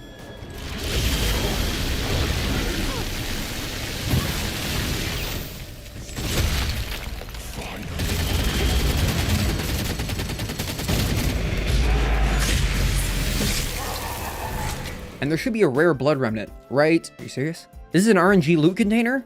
Well, that blows. It was about this point that I began to question if I wanted to continue playing Redfall at all. I was not enjoying my time with it, but the gameplay really began to drag, and the repetitive nature of these drawn-out fetch quests was just starting to hit me. But we're almost over. Just 2 more monsters to slay. Rebecca wants us to do, as this mission's title suggests, restore the lighthouse. It's a warning to anyone trying to come to Redfall right now. Easy, right? Well, the lighthouse keeper's a real asshole. Joined up with those cultists and took the damn lamp with him. Worth checking out his house just in case it's there. Thanks for doing this. Girl, I haven't agreed to shit. Doing so is easier said than, you know. That's because there's a pretty tricky achievement where you grab the lighthouse bulb without the keeper spotting you. And let me tell you, that guy has a weird patrol route. I had assumed this would be a cakewalk until I got to the keeper's house and learned that only 1 door is unlocked and easily accessible. And the keeper patrols pretty close to it. I had to wait a long time to get the timing down. Honestly, I think that was a skill issue. I bet you could do this in a fraction of the time.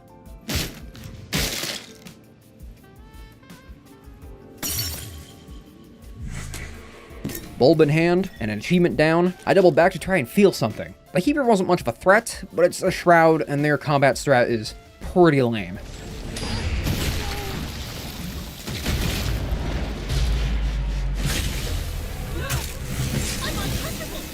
And then you plug in the bulb, and the job is over. Next! This job requires you to find the Astro Redfall garage key, but I have no clue where that is, so I just rewired the garage's keypad. Inside will be a pretty unhinged note about the black sun you gotta inspect to start the quest. I don't know how this person knows so much about Bellwether's operation, but now we have a location, Independence Hill. Here you'll find the BW squad got wiped while trying to set up some kind of beacon, which points us to the trailer park down south. If you can tell from my pristine footage here, I didn't know this is where you find Trevor Ash the vampire and could deactivate the UVs to free him so he could fight Bellwether with you. He could have helped me, but I put a bullet in his dome instead. Inside this home is a Bellwether laptop with a very damning recording of Elias Kurz shit-talking the Beck twins. He's suspicious of me. He doesn't like what I'm doing to his sister. But she has a hold on him. They're going to fail. But they have something I want. And it's best if I'm not the one holding it, when it gets too much for them to handle.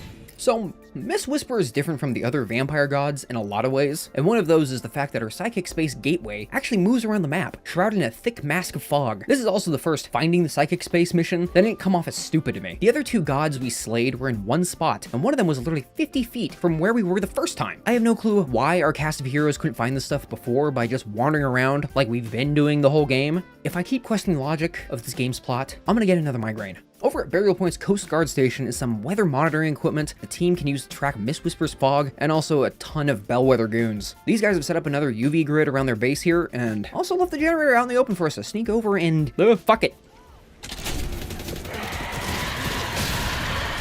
Once I cleared all the ads out of the way, an elite named angler showed her face only to die in less than 30 seconds.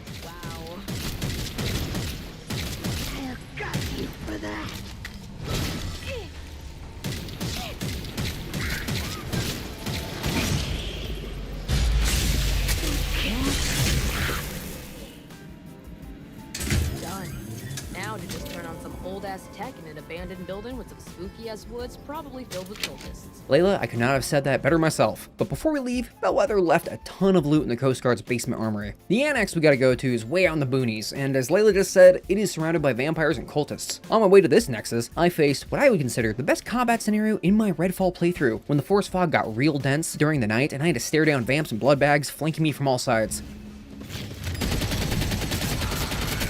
You regret that.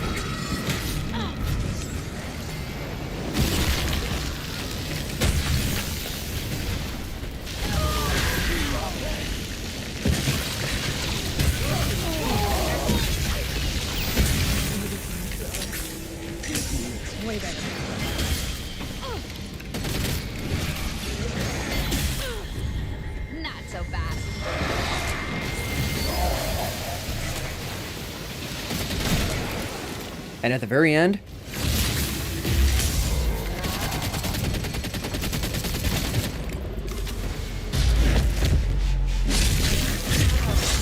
I really wish the rest of the game felt like this brief moment because goddamn, I was actually having fun. Back to the main gig, Whisper's cult has made use of these freak-ass effigies to control a wall of fog, preventing us from progressing. This is gonna be a long walk amongst the pines. Do you remember Bill and his survival guide? Well, his buddy Bob turned coat and joined up with Miss Whisper's bootlickers.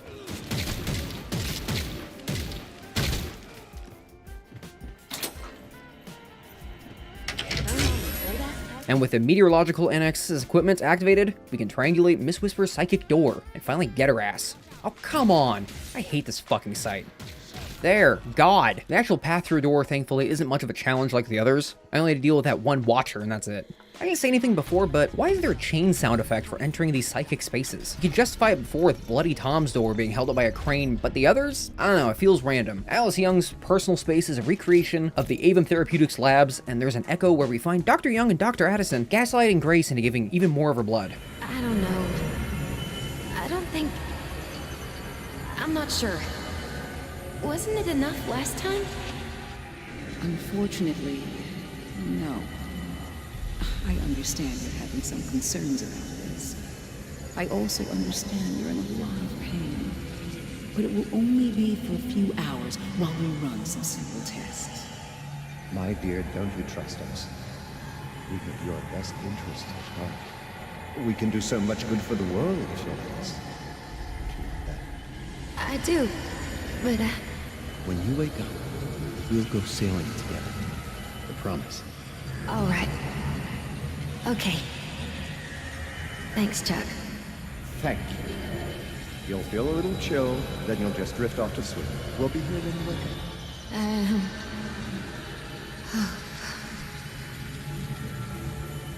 There. Transport her in a few hours.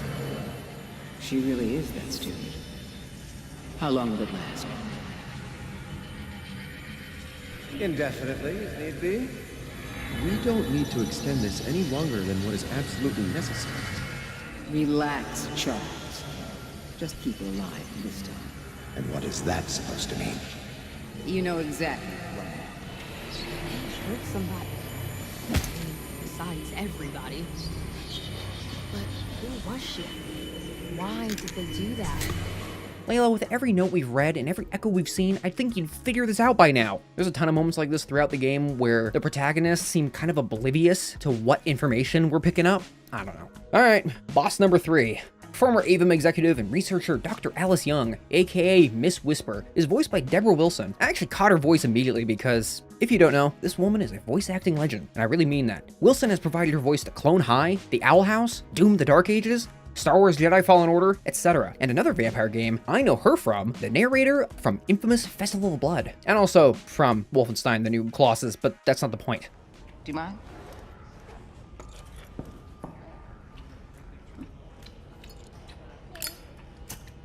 You were here when the bomb hit? Yeah, I was. I survived, relatively unscathed because I was underground at the time. When I came up, looked like a vision out of Dante's Inferno, you know what I'm saying? I remember Maine people just wandering through the smoke. I remember screams echoing through the bombed-out buildings like howling ghosts. And I remember this mother and son. This boy was blindly stumbling through the chaos. His arms were outstretched, calling out for his mama. And the heat from the bomb had melted the skin on his arms, and they just drooped. Like he was wearing a shirt that was a couple of sizes too big. And I remember his mama. She was crawling to get to him. And the half of her body was all gone. It was just gone.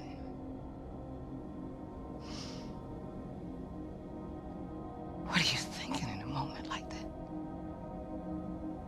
When you know you're losing everything you love.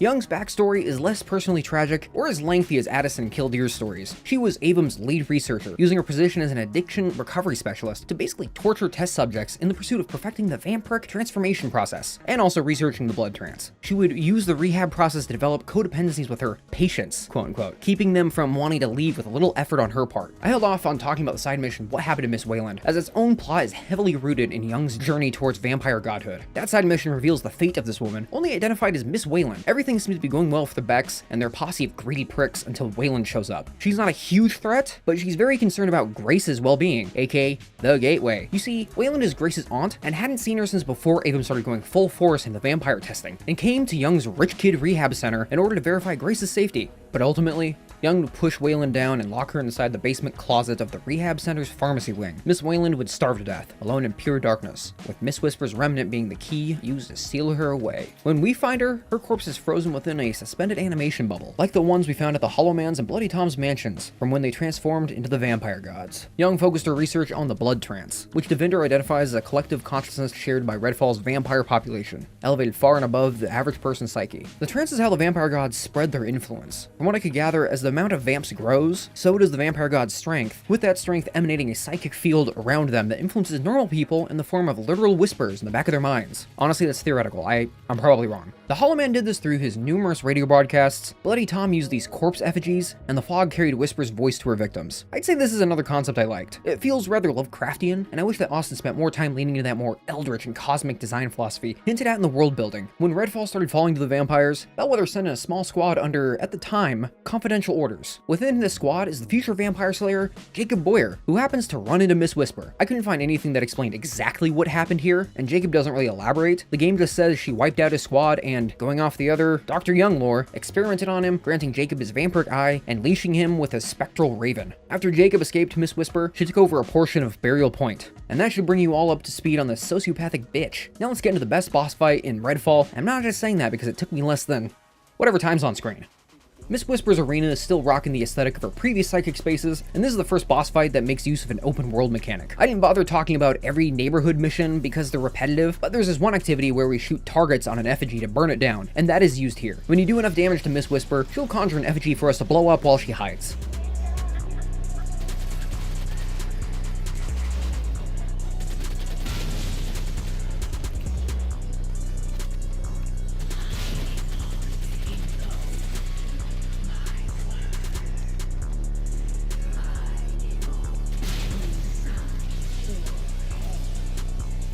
Whisper herself will try taunting your character with personal attacks, while throwing out an image of herself to slash at you, or she'll use the Angler's ability and snatch you from a distance.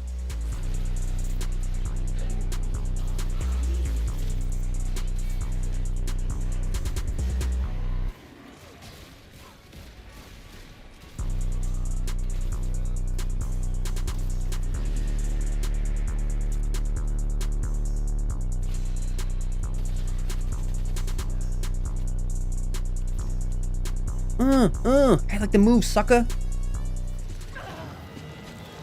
I'll never die. Oh shit. I could never die.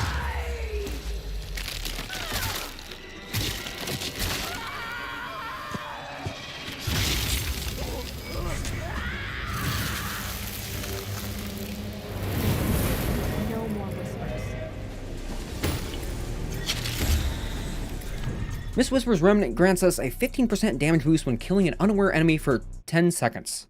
That is garbage. At least we got this cool stake out of it, the very same piece of her tendrils we used to put her down. Oh, and I got stuck in an infinite loading screen when I tried to exit. I was just saying such nice things about you, Redfall. Why'd you have to piss on my shoes like this? Now we're in the endgame. These poses really don't help the cringe allegations, guys. Ugh. Festival is one of the missions I remembered the least, which seems crazy because this is the penultimate mission. The first half is an intense raid on the festival grounds, and the second has you doing a world tour around the map. And since all the other gods are dead, there's now going to be Black Sun cultists running around the fairgrounds, but they don't have unique designs. They just look like the other cultists. Maybe I'm blind or something, but to me, they just all look the same. Let me just get the appropriate gear on before we go apple dunking or whatever.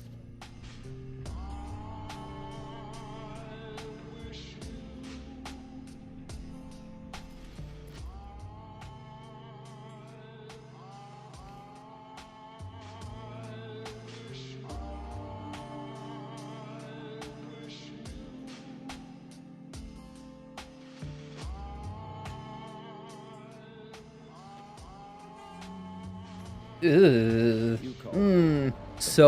this grotesque Goliath is Charles Chuck Beck, aka the 5th vampire god, Bloodbag Chuck, the only Avum executive with a conscience. With what I consider the best performance in the game, Jake Green sells every scene he's in, and I wish I could have seen more of his performance. Charles would go on to be the one person Grace could confide in and trust, earning the nickname Chuck from her. Now, Chuck is used by her sister as a grim reminder of his failure to save her. While the other executives saw Grace as a meal ticket, Charles tried his best to comfort her through the harsh testing and ultimately try and fail to save her life. Although I wouldn't really say he tried very hard, because he still, took her blood and went through the whole thing. As you learn through these notes and recordings, Charles would grow tired of his complacency with his sister's lies and would leak hints of information to the press and do unapproved interviews about what Avum was really up to. With the other executives becoming wary of Charles' intentions, they attempted to quell his fears, though this would not work. Eventually, after they took everything from Grace, Charles would confront Claire, and when that did nothing, he threatened to walk and expose the bastards, leading Claire to... well... Sadly, this is not where Charles' story ends. Following the metamorphosis of the vampire gods, Charles' corpse is mutated into this ginormous blood bag for Claire's personal use. Stay. Look. I want you to see me like this. Yeah, Chuck, I can definitely see ya. The task at hand is pretty simple. Hit these 3 locations and find Claire's remnant. Last door I went to was the first chronologically, so we'll start there. Located at the top of a parking garage, there were a couple of vamps I had to stake before moving forward.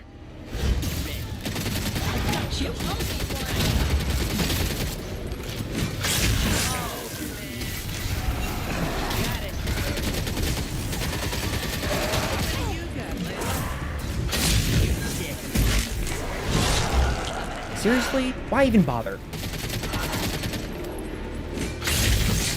Once inside, you'll have entered the Dark House, a twisted version of the Beck's family mansion from when they were kids. The Echo backs this up, showing a memory of Claire and Charles around the ages of 7 to 10, hiding in a blanket fort. Claire asks her brother a pretty weird question for a kid. What would you do if I died? You won't. I'll make sure. I'll make it so we can't die. Okay. I know we'll always be together. Eesh. Will always be together? I bet that'll age well. This moment was a true birth of Avum, and their plan to create immortality. If you head over to the fireplace, you can find their father William Beck's revolver, giving you a kind of shitty handgun, but a dope weapon wrap that I can't use because I have unrivaled guns. Chrono door number 2 is the moment where Elias informed the twins of the Gateway's existence, whilst on their sailboat. And she's willing to come here? I can make her come here. But she has family. That's what you said. They might not let her. That's not important. If you can bring her here, then do it. We'll consider it done. This is the space where we find the first piece of Bloodbag Chuck's remnant, a toy sailboat from when he was a child, minus its sail. The first door I went to, but chronologically the last, had some texture issues going on around it, and then the game crashed when I tried to open it. So restart that, and there we go. That looks right. This psychic space is the Avum Therapeutics headquarters. Before you go deeper, there's a recording of the interview Charles gave regarding the truth about Avum. Avum is marketing treatments that can cure anything, from muscle degeneration to memory loss. We can certainly treat them, but we're not saying we can cure them. That runs counter to some of your sister's public statements. As I said. Right. Your sister's turns of phrase. So would you say your sister is mistaken about Avum's treatments, or is she misrepresenting them? I don't. No. Well, that's not. You might not feel responsible for her statements, Mr. Beck, but many would say Avum is. What does that mean? Avum has recruited heavily over the past 3 years, but there are several ongoing legal disputes with former staff. Several are alleging that Avum has grossly misrepresented its progress to its investors. Some are even alleging fraud against investors and patients. That is not accurate. Claire, what? We are not doing that. No. Then what are you doing, Charles? No one seems to know. This space also has 2 echoes we can view, with the first being in the conference room. Elias and Claire confront Charles about the interview he gave. At the very end, Claire alludes to the final decision these scumbags made. We haven't tried everything. I have an idea. We just need everyone on board. We just need to deal with this before it all goes to shit. In the second echo, Charles finally stands up to Claire, sending her into a rage. A badly animated rage, but it's there.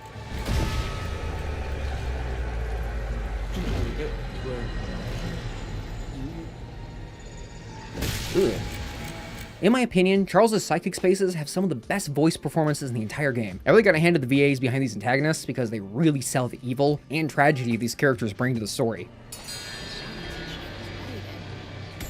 And with the sail for that sailboat in our possession, let's go free our boy Charles. I did something terrible. We all did. I hope everyone inside You is know okay. how this works. Give it back. And let me die. I knew we were guilty. When my sister murdered me, she blotted out the sun. I think that was the last one. Take this. Kill me.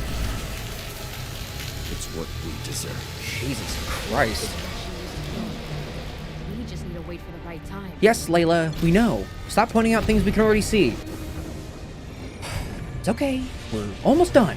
Immediately after this, I had to fight a rook who pulled some anime bullshit on me, and then wouldn't spawn until I touched the ground. Nice. That means anything anymore.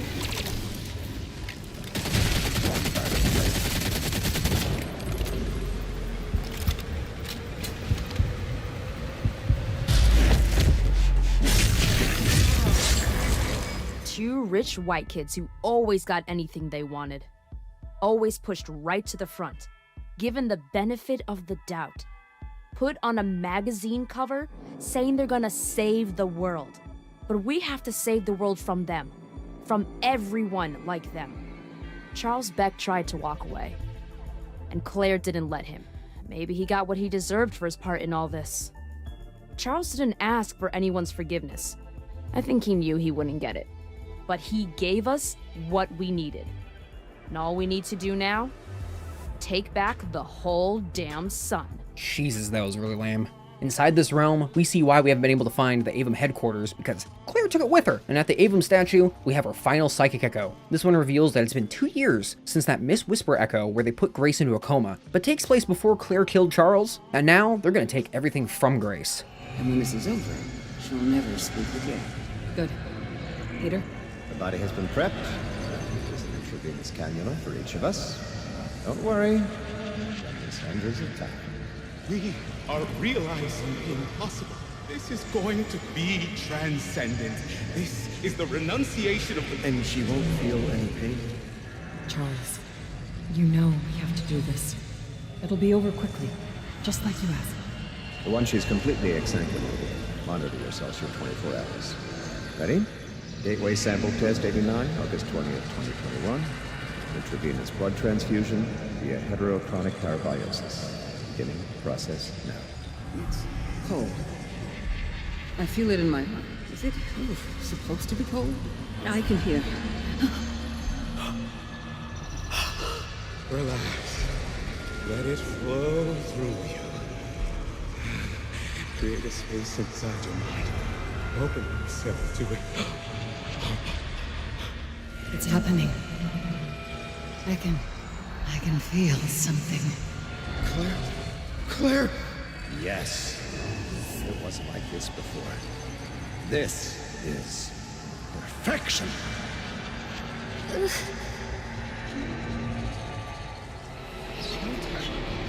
took everything from her. Yes, Layla, I just said that. Alright, time to talk about the Black Sun. Claire Beck, now known as what I just said, is the co-founder of Avum Therapeutics alongside her dearly beloved brother, Charles. Claire is voiced by Morla, I'm gonna fuck this up, Gorondona, who only has a couple VA credits, but you may know her from She-Ra, X-Men 97, both Death Strandings, the Mars Express English dub, which I thought was pretty good, a couple civilian voices in Infamous 2 and Festival of Blood, among a few others. It's a shame that Gorondona didn't get to flex her talent more since Austin shelved the Black Sun to the very end of the game, but maybe that was the point. I'm gonna step outside the world of Redfall real quick and talk about Claire and Avum's real-world inspiration, Theranos. I bet you remember this. Tying back into what I said towards the beginning, Arkane Austin drew inspiration directly from the story of Elizabeth Holmes, who at her peak was worth $4.5 billion, while Theranos was evaluated at $9 billion during their peak in 2013. Holmes used her blood testing company as a front to defraud investors to the upward sum of $945 million. I don't gotta say allegedly, as she was found guilty in early 2022. Elizabeth's fraud exposure actually happened in 2018, 2016, shortly after Redfall is assumed to have begun pre-production. Holmes also had a former partner named Ramesh Sunny Balwani, who briefly acted as Theranos' chief operating officer, or COO, before splitting from both the company and Holmes herself in 2016. But based on the way Claire's brother is written and portrayed, I highly doubt he was used as inspiration for Charles. If you want to learn more about Theranos, because the story's pretty interesting, there's the HBO Max documentary The Inventor Out for Blood in Silicon Valley, and ABC's 2020 documentary that both do pretty good jobs of covering Holmes' bizarre stint in the for-profit healthcare industry. There's also several YouTube videos you could probably find. The big difference between Claire and Elizabeth is that instead of getting caught by the SEC, Claire managed to evade any consequences for her corruption by transforming into the most powerful vampire god. If Arkane Austin had just waited a few years, they would have had some incredible material to work with. I touched on the rise of the twins and Avon before, but I haven't talked about what Claire was up to during the biotech company's reign. Plagued by greed and hubris, Claire never took no for an answer, using her natural gift as a master manipulator to get anything she ever wanted, formulating a specific route for how her life was to play out. She controlled her brother and what was said to the public, fabricating tales about the company's progress while taking investments. Shortly after Grace entered the picture, the twins hunkered down and became more secretive as turnover greatly rose to the company. To the public, their promises sounded outlandish and impossible, which in truth they were. As reality began tightening around Avon's executives, Claire ushered them into the endgame, literally taking everything from Grace and ascending. Now having become the Black Sun, Claire uses her new powers to, well, you saw what she did, shading the entire island of Redfall into a pseudo-eternal night and allowing her army of vampires to seize control. Slight hiccup though, all four vampire gods, because Chuck barely counts, want more power, more control. And that's about when the vampire slayers come literally face to face with Claire. When the game first opened, I thought it was stupid that this all-powerful vampire deity let two superpowered individuals and two inventors of anti-vampire warfare survive. All with vendettas against her and her ilk, mind you. But now, it makes perfect sense, but dumb in a different direction. Claire's master plan shifts when she sees these four dorks and adds them to the equation. Her goal for us? Do the hard work and kill the other three gods for her so she can assume total control of the island. Her plan really does work. I mean, you just watch me slaughter all of them with little effort, except for the Hollow Man, but we ain't gonna talk about that ever again. With Claire's remnant in the team's possession, we breach into her psychic palace to stake her and end this mediocre experience. Visually, this looks like the end. Big chunks of Avon therapeutics float around the Black Sun, giving the arena the best aesthetic out of the four. Much like Claire before all this, the Black Sun doesn't fight back directly, instead hoping that throwing a couple vampires and a souped up rook at you will do the trick. My mercy.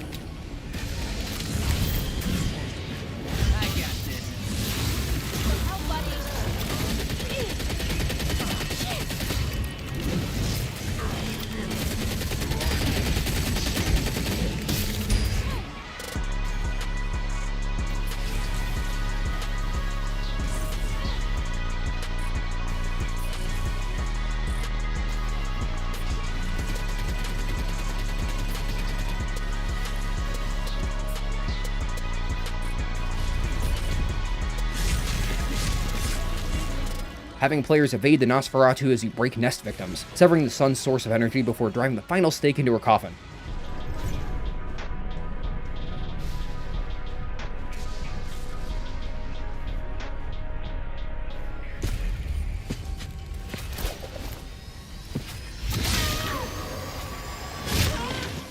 Wow, the animation looks so good. If you thought my summary of this entire fight was short, you would not believe how quick this actually went by just from playing it. And before we head out, let's hear some words from Grace Wayland. My name was Grace before, but they called me the Gateway. They held me here, choked me and kept me close. I was their breakthrough. But you brought back to life. Those monsters are dead now. Dead or running. Thank you. Yeah, you better be thanking me. I had to suffer through this shit for 30 hours to save you, only to get blackballed on the real conclusion to this whole thing. And that's ZeniMax, Bethesda, and Arkane Austin's Redfall. Charles alluded to the possibility of a sixth vampire god, as there apparently was one more person amongst the executives to have also taken the Gateway's blood. My theory is that this mystery man is Elias Kurz, but forget about that. None of these loose plot threads are going to be resolved anyways. Not even in the next Arkane game set in this universe. So did you think the ending was disappointing? The few people who actually enjoyed their time with Redfall hated the final boss, and the fight, and how the game concluded. Thematically, it does make sense for the Black Sun's fight to play out like this, making her goons do all the fighting for her, since that's what she's done her whole life. But does that make for a fun conclusion to a video game? In theory, it could have. Could have been a huge, lengthy battle, but execution, it's far from enjoyable. I still can't believe Dishonored and Prey are canon to all this. Not the other way around. Redfall's not canon to those, so you can just kind of headcanon this stuff away.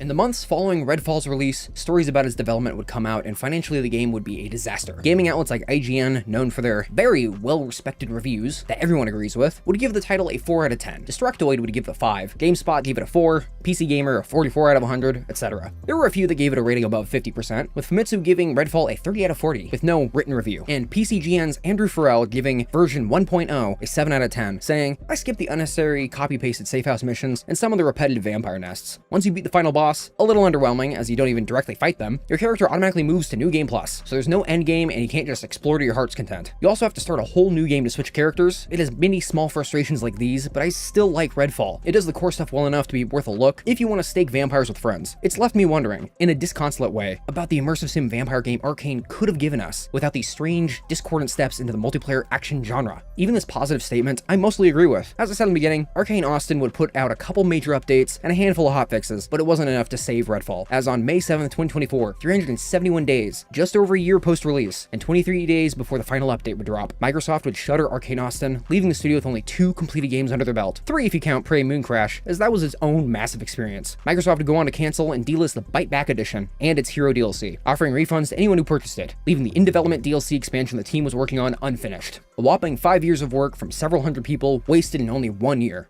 Crazy. On the December 15th, 2025 episode of My Perfect Console, Harvey Smith would say that the team didn't know of the closure until he got a phone call the night before it was announced to the public. Phil Spencer, Microsoft's gaming division CEO, I don't know why I included his title, you probably know who he is, would apologize for the game's release and state, "There's nothing that's more difficult to me than disappointing the Xbox community. I've been a part of it for a long time. I obviously work on Xbox. I'm head of the business. I have a lot of friends and get a lot of feedback. And just to kind of watch the community lose confidence, be disappointed, I'm disappointed. I'm upset with myself. We do mock reviews for every game that we launch, and this is double digits lower than where we thought we would be with this game through those. That's one of the disappointing things. We would never strive to launch a game that we thought was going to review in the low 60s. It's not part of our goals. If you look at our review scores over the past year, and this is not a defense at all, I think the teams have done a much better job in upping the level of quality of the games that we've shipped. This game was significantly below our internal metrics compared to where it actually reviewed, but that's not on anybody but us. We have to own that. Wait, double digits? Lower than... Bare minimum double digits is 10. You said you wouldn't put it out if it reviewed in low 60s. So what, you thought it was at least a 70 out of 100? So...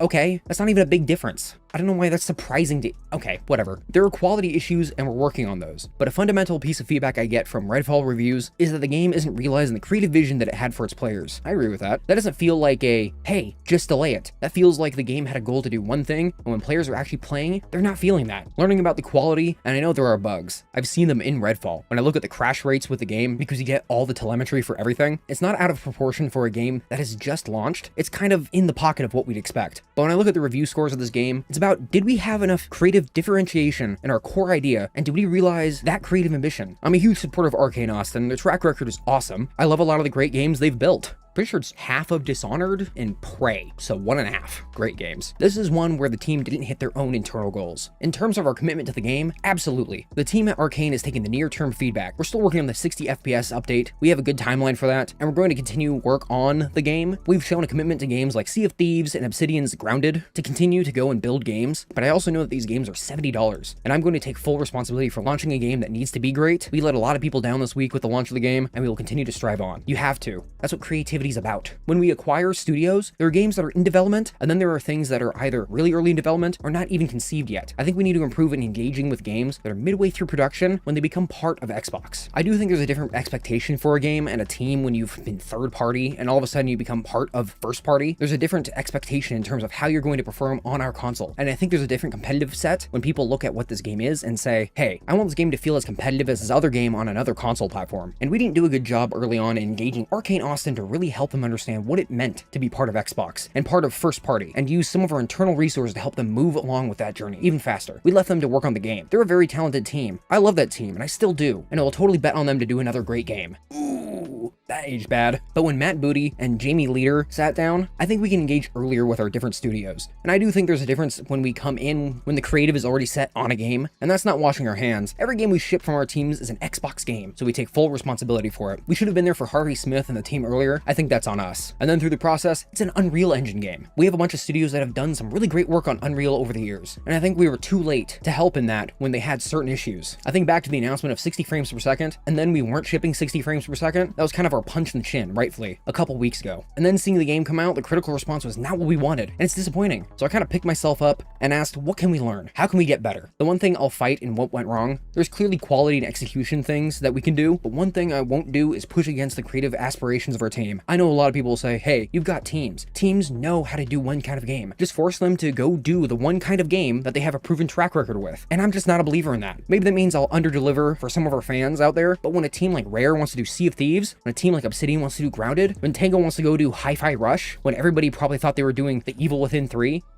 hilarious that you bring up Hi-Fi Rush. I want to give the teams the creative platform to go and push their ability, push their aspirations. But I also need to have a great selection of games that continue to come, surprise, and delight our fans, and we underdelivered on that, and for that I apologize. It's not what I expect, not what I want, but you know, it's ours to deliver.